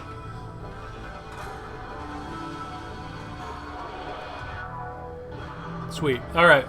Here we go. This is the game. It is 12:30. I've played for roughly 2.5 hours. I'm as warm as I'm ever gonna get. I'm warmed up. This is where we're getting to total isolation. This isn't a new thing. I've been there many times. I just haven't been there yet tonight. So let's do it. Let's do this together. Camera setup is sweet. Thank you, Dark Sprinkles. I really appreciate that. There's a few of us that stream for TPN, and we're all in a Discord together. The Pinball Network, right above me.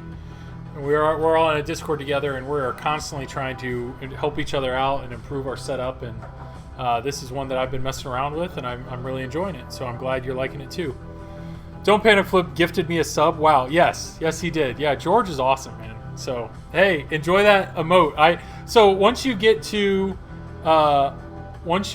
15 subs, so currently I think I have 12. Once you get there. Yeah, surprised he's a prick. Yeah. So Nick, the Pinsomniac, actually spent the last weekend at George's house doing a celebration stream, which I think is hilarious. So, yeah, once you get to 15 subs, you can do more emotes, and I'm not there yet. I think I'm at 12. So, but this has been a great night. So I'm just growing. But yeah, Dark Sprinkles, I know you hopped in tonight. I stream every Wednesday, 10 to midnight or 10 to 1 typically. Eastern Standard Time. Just another pinball stream. My name's Joel, and I have a pinball podcast on TPN, the Pinball Network. Just another pinball podcast. So if you really love enjoying hearing me talk, and you want to do that while you're in your car or mowing the lawn or whatever, then the podcast is there.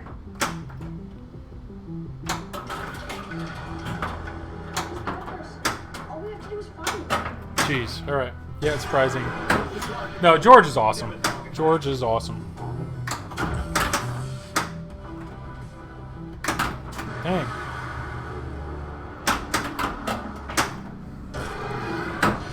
All right, here, I'll show off that camera. I know this is not a smart play. There we go. Here's this for you. Rad, didn't know all about this. I play every day. Minneapolis is... So, are things open? Are you in bars? Are you playing right now? Yeah, if you're looking for pinball content, TPN, the Pinball Network, there's a group of us. I mean, we try to have somebody streaming almost every night.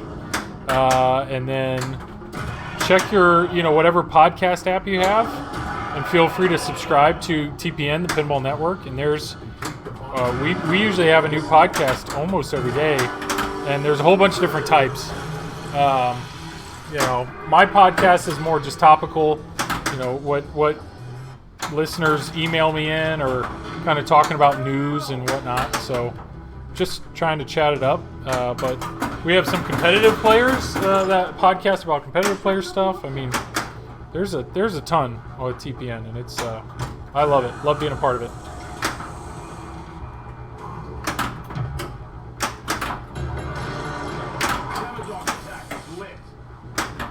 Give me the ball. There we go. Oh. So you can't play weird rules, but you can play awesome. Good for you. There's so much on the podcast side. I don't have enough drive time in my day. Yeah, there is. I know. Yeah. I have no idea, to be honest. I have no idea how many people listen to mine. But I don't really care. Like I'm even if it's 10, if I'm enjoyable to those 10 people, what I like is the emails that I get and the feedback I get. So it's like, if people are enjoying it, I'm happy to record, sit there and do it. It's not hard. But yeah, there's a ton of podcasts out there. A ton of them.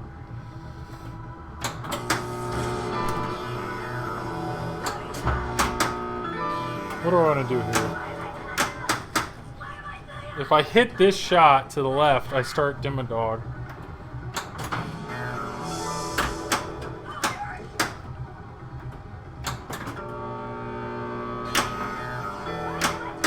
Do I go burn it back? What do I do here? A plethora even. There's so many, yeah. It's all good. I'll check it out. I'm actually on my way to play Munsters at my local bar. Hope you have good to the wizard mode. Peace. Hey, good luck, man. I think you'll have a great time on Munsters.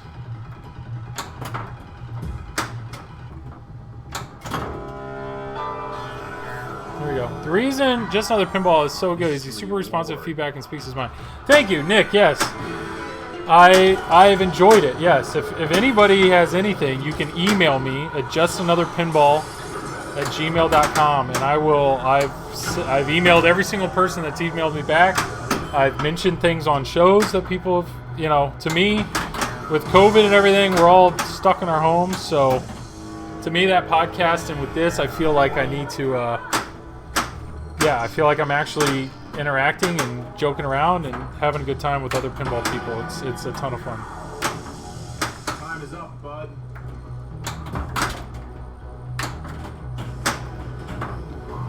That sucks. I hit the ramp shot. So I'm gonna hold this.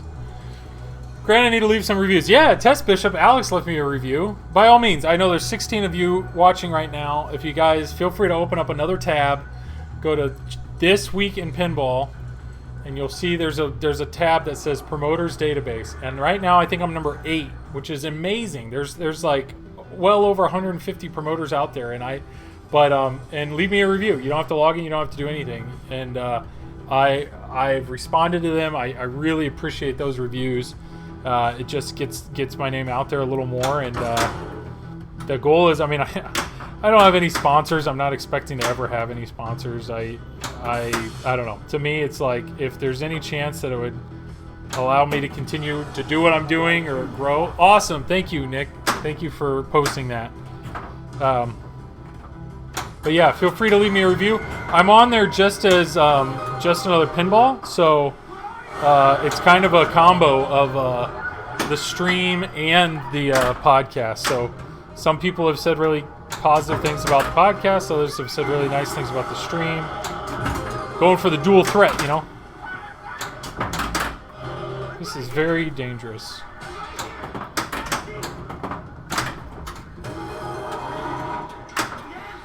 I'd like to start...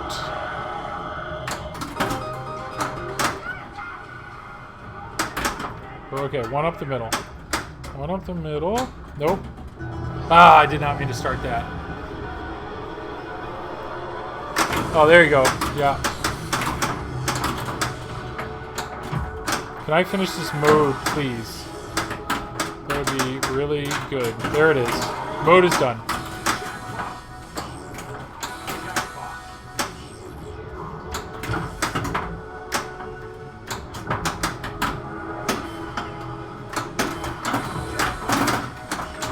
Did not realize I had 2 balls back there. Should probably cradle up. Oh, bummer. Oh, bummer. Cradle up.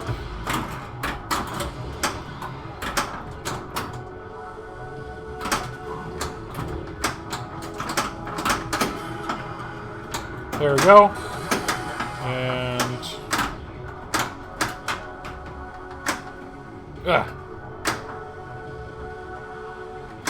there it is.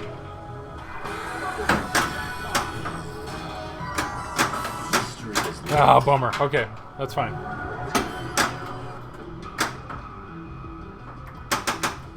Alright, what do I got? I just have a few shots away from another, for an extra ball here. So let's focus on the ramps.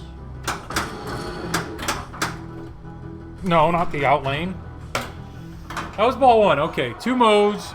Ball 1. Okay, things are happening. We're all right.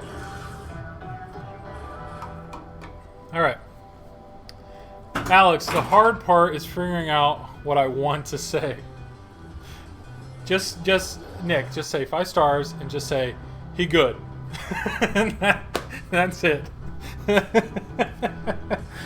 Part of me thinks you'll actually do that. You probably would do that, but I don't. Hey Nick, just say whatever you feel. You know, just say how you feel. Whatever that is, I'm fine with it.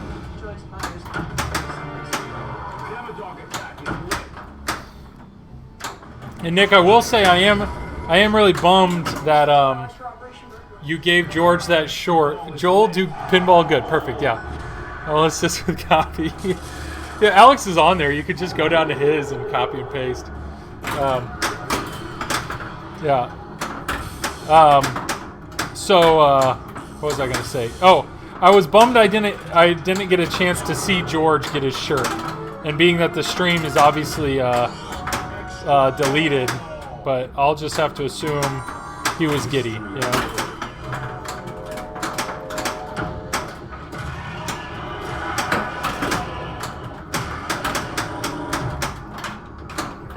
Got our extra ball. We're in our second mode, which is Mirkwood, which is a super long mode. So I'd love to keep this multi-ball going, and it's over.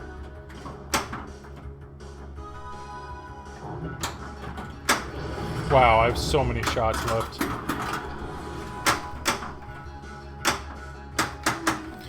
I have a copy of it. I'll find a reaction video and clear it with the... Oh, dude, that's how... So why do you have a copy? How did you end up with a copy of that entire stream? Oh, because did you... Were you... what's it called? Hosting? You don't get a copy of it when you host. Anyone present gets a copy. Oh, that's cool. Okay, yeah. Party Sat Night was deleted. Yeah. They made that a... had to be there. Glamorous, humorous, performance shows how cool actors. Yeah.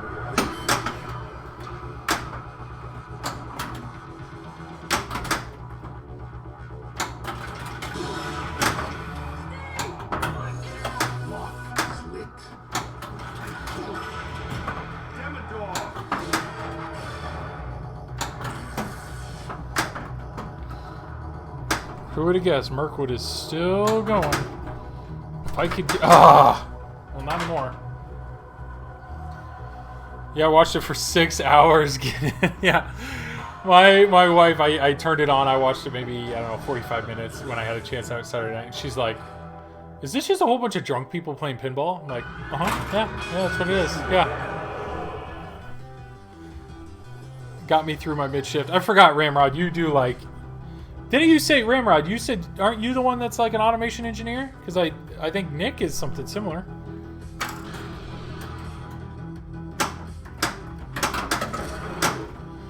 Seven hours of streaming and 1 hard quiz.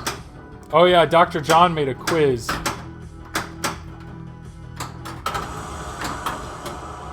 I was curious how that quiz went.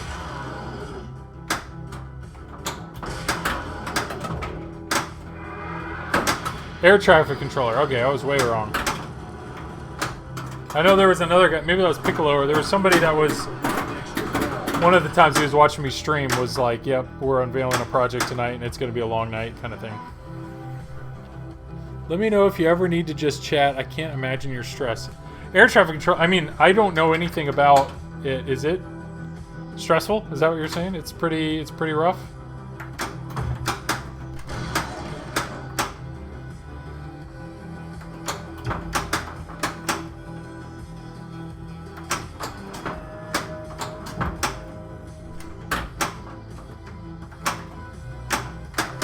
Alright, where are we at here? Alright, I'm doing this just to feed it safely to my left flipper. There we go. Let's shoot the right ramp. We have a lot of shots we have to hit here. There's one. Let's see if I can bounce it over. Let's get it back to the left flipper.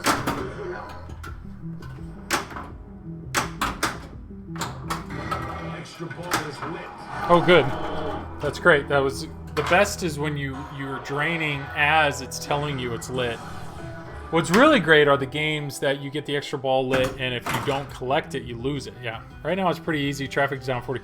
Oh, you're right. Yeah.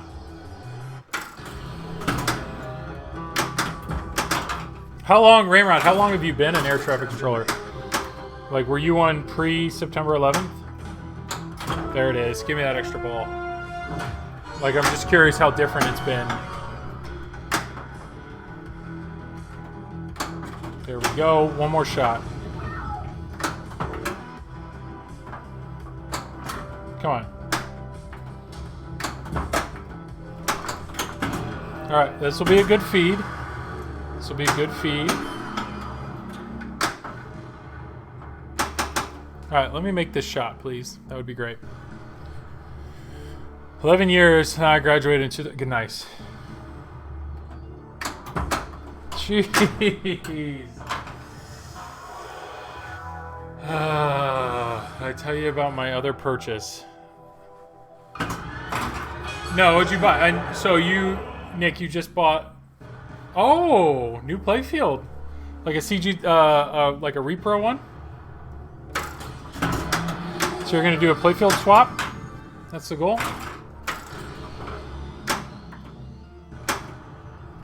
Dude, okay, shoot again, still on. I don't care. Why don't you go ahead and go home? Let me get this ball. Let me hit that ramp. Yes. I wanted to see. Okay, so I got to get through this. This is not a multi-ball.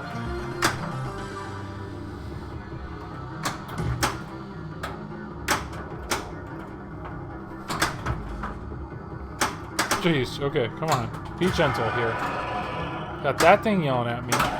No, not slings, not now.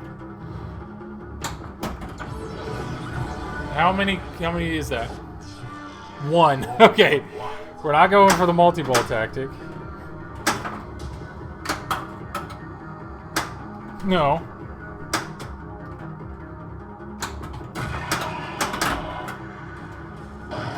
I don't think... That was probably the wrong thing to start, because I don't think I can start Total Isolation until I've defeated these three guys.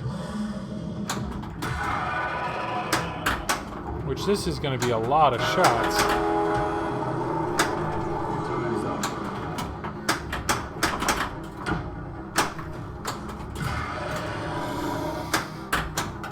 It's what, like 15 shots? Line of injuries, yeah, CPR had one left. They had misprints, but worth it. Awesome, awesome. Oh, here we go. Okay, so I can do Total Isolation. It's lit. If the slings don't screw me.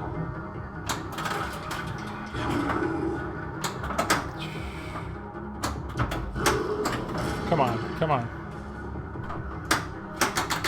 Let's go, right here. It's lit, fam. I see you. Let's do it. Let's do it. Okay, so I've hit both lock shots, which means I'm just got that dialed in. There it is. Finally. Finally.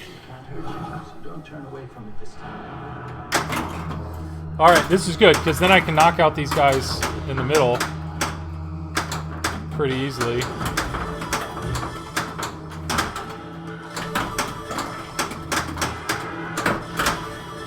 Use the multi-ball to get rid of the Demogorgons.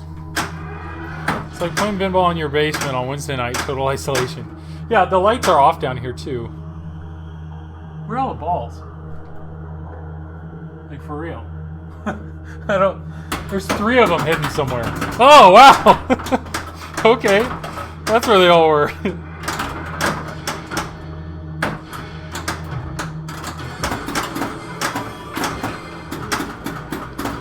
They're stuck on the drops. Interesting.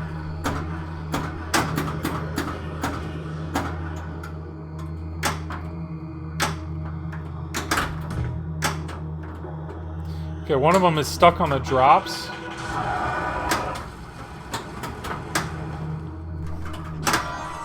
Mystery is lit.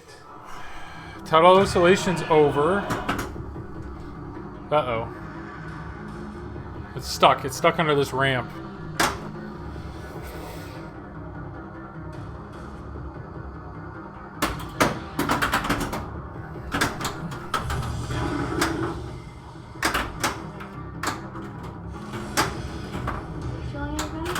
What's this mystery gonna be? Give me something. Add a ball?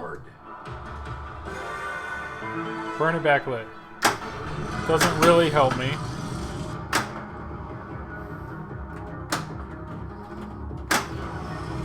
I need to start 2 more modes for an extra ball.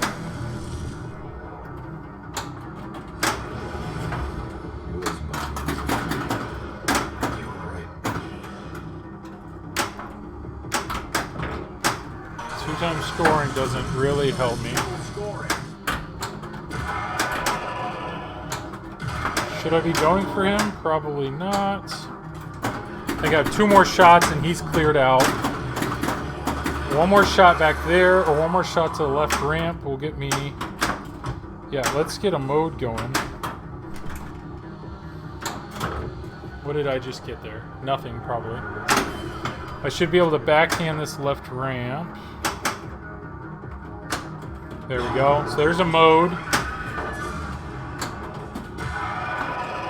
1 more shot to him. Still looking for Barb. Come on, Slings. Be nice to me. Alright, he's done. Oh, boy. I need to get through this mode.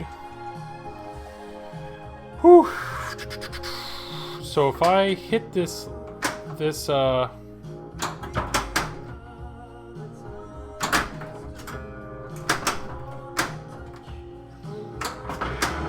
Oh, found Barb. So Barb's done. So I need 1 more shot to the right orbit. Or the right... Come on, don't do the Slings. There we go. Right orbit. That's not it.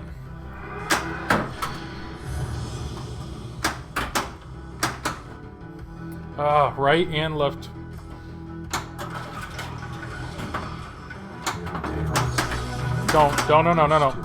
No, it's fine. We're good. There it is. All right, here comes extra ball shot. Extra ball is lit. No, don't.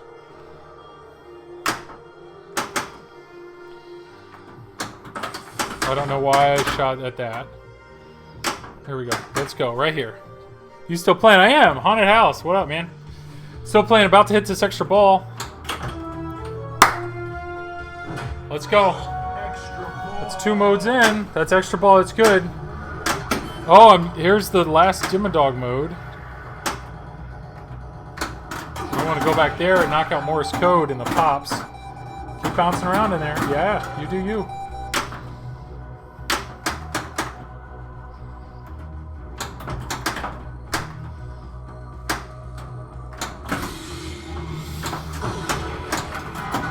There we go. That mode's done.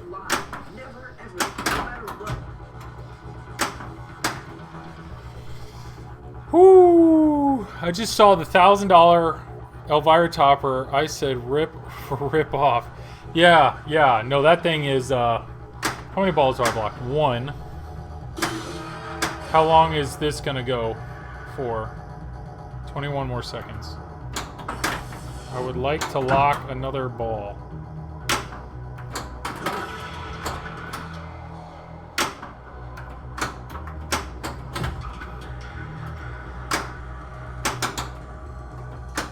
There we go. There's ball number 2 locked. Ball 2 locked. Do I have my lights locked? Okay, 1 shot away from that. So I can get another multi-ball. There we go. Give me that, yes.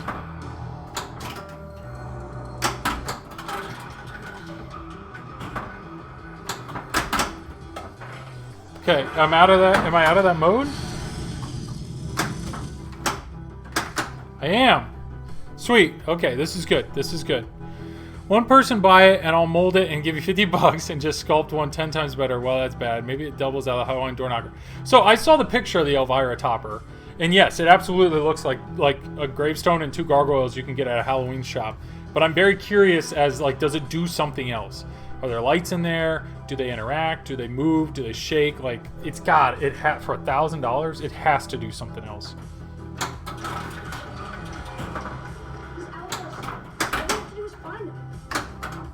Okay, 2 shots away.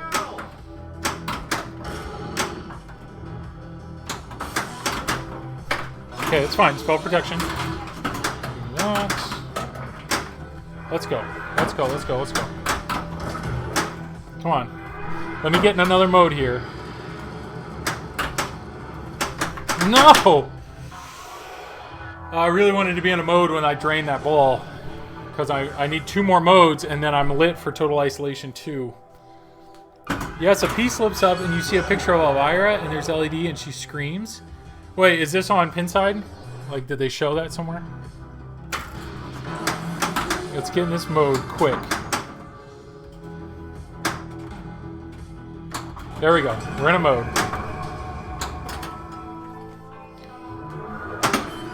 I can't time out the mode. My lock is lit so I could get a multi-ball. This is safe. Okay, get a multi-ball going here. Oh, that's why it's expensive. The motors are at least $800, yeah. Comes with a piece of the couch, yeah. Is leech picks a part of it lifting up? Okay, I'll have to see that. Okay, so let's try to be smart with this multi-ball. At least get through the mode. That's the goal. So if I can get through this mode while everything's going nuts, that means I have 1 shot to get another mode going. Alright, trap up, Joel. Be smart here. I'm nowhere near the mode. The mode's still going though. It does stop when you're in the pops. Stop doing that.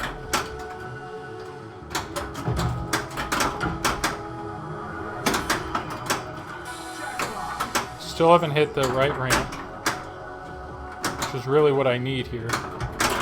Okay. That's exactly what I was afraid was going to happen. Alex, the double drain. So 1 more shot. 1 more shot, and I would have... Dang it, that sucks. Hey, here we go. Enter your initials. Oh, what do we have? Solid ball. Yeah, that turned around. I know, Alex, you're already up here. Pinsomniac, I don't know. Are you on here? Well, here we go. It looks like it's... We're going to go... Who do we want to go here? Who's going to go? I got to go DJ. DJ, he gave me way too many biddies earlier. DJ O. And then I don't have numbers. 27X. So I'm just going to go for 27X. Topper King. That's what I should go. End. Not a bad game. Not a bad game. He's the king of shill. I can't wait to see how he defends this one. He'll find a way. So he already is defending it. And here's my view of toppers. Like, before, they were just decorative. So if somebody wants to pay, like, people want powder coating. People want... There's so many things you can put in a game that are purely decorative. And at that point, if Stern wants to charge a ridiculous amount for it, whatever. It's just decorative. Like, that doesn't offend me. It's crazy though that like Jurassic Park was the expensive topper before. That was $600, and people did it. Like, people paid it, and it sold out immediately. Toppers do really well on location. Yeah, like the Batman 66 topper where it projects the bat signal, brilliant. And so yes, if I was a bar, they probably do well. I don't know. I'm not a bar owner, so I don't know. But that didn't bother me. But once they started adding modes to the game, and you felt like you're missing part of the game, that's where it's definitely a money grab, and it's definitely one of those, I don't know. I struggle with it, and one of the reasons I'm really struggling with it is because I'm considering getting one for Turtles. But if I bought an LE, which I did, and if you don't pay another, yeah, that's ridiculous. I agree. I will 1,000% agree with you. The LE should get the topper. I could not agree with you more. Now, if they did that, there's a good chance that the LE would cost more. But what's very clear is a lot of times Stern doesn't have the topper ready, or doesn't have them made, or doesn't have them approved, or there's some issue with having the topper ready for the LE buyers. So that would be kind of it would be an interesting situation logistically, sending all the LE buyers after the fact when the toppers came out. But I agree, if you're going to spend that type of money as the LE buyer, you should have all the bells and whistles. You should have the shooter knob, whatever else they're offering, you should have it for sure. It's mainly purposely done to stimulate the aftermarket. Yeah. Then wait another month. I mean, come on, JJP waits 2 years. You're right. Yeah. You get a topper ticket. That makes sense. Yeah. It's like, all right, here it is. Now, the only thing about the topper ticket is there would be LE buyers that would probably sell it. It would probably be, because there are LE buyers that their ceilings are too low to like put one in. But I agree. I think if you're an LE buyer, you should get it. You should absolutely get it.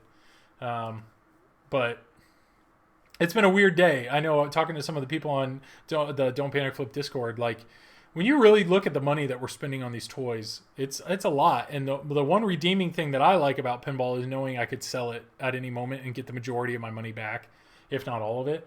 But yeah, when I'm questioning myself, like, Turtles, am I prepared to pay $600 or $700, whatever it's going to be? Am I prepared to pay that amount of money for a plastic topper? Part of me is saying yes, and the other part of me is like, you're an idiot. Why in the world would you do that when that's $600 that you can continue to save to get a whole nother game? But I mean, people make that argument with LEs. They're like, why buy the LE when you could get 2 pros? I don't know. I mean, you get to the point, obviously, where if your basement's filled and you're going to replace a game, you want it to be the best. I get that. I mean, I'm in a position where I got plenty of room. I just don't have the funds to buy the machines. But that's fine. Art blades. I've actually got the art blades. I won art blades from Zach at Flipping Out Pinball on one of their streams, and I put them in Turtles, and I will be 100% honest.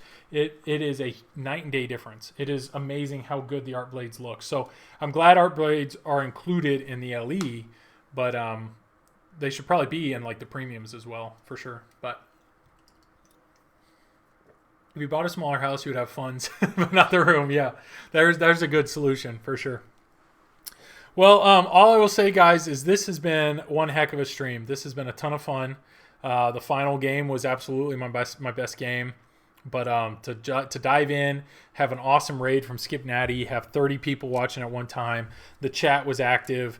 I got some subs. I got some bits. I mean, it was a blast. So thank you for everybody that came out. By all means, if there's anything I can do for you, feel free to email me at justanotherpinball@gmail.com.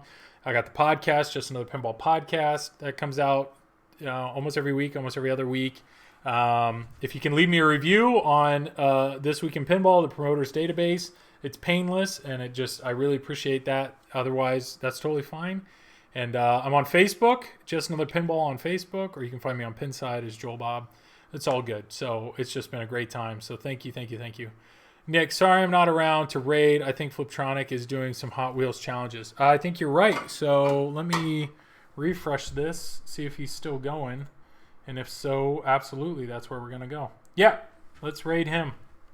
So thank you, everybody. I'm still here. I'm just typing at the keyboard. I'll just awkwardly bin back here. So /raid and then pin. Oh, whoop. Fliptronic. Cool. All right. Well, thanks again, everybody. Thank you, thank you, thank you. I will see you next Wednesday. I will probably be streaming Turtles. And yeah, thank you for all the support. It's been a great night. So I will talk to you later. Bye.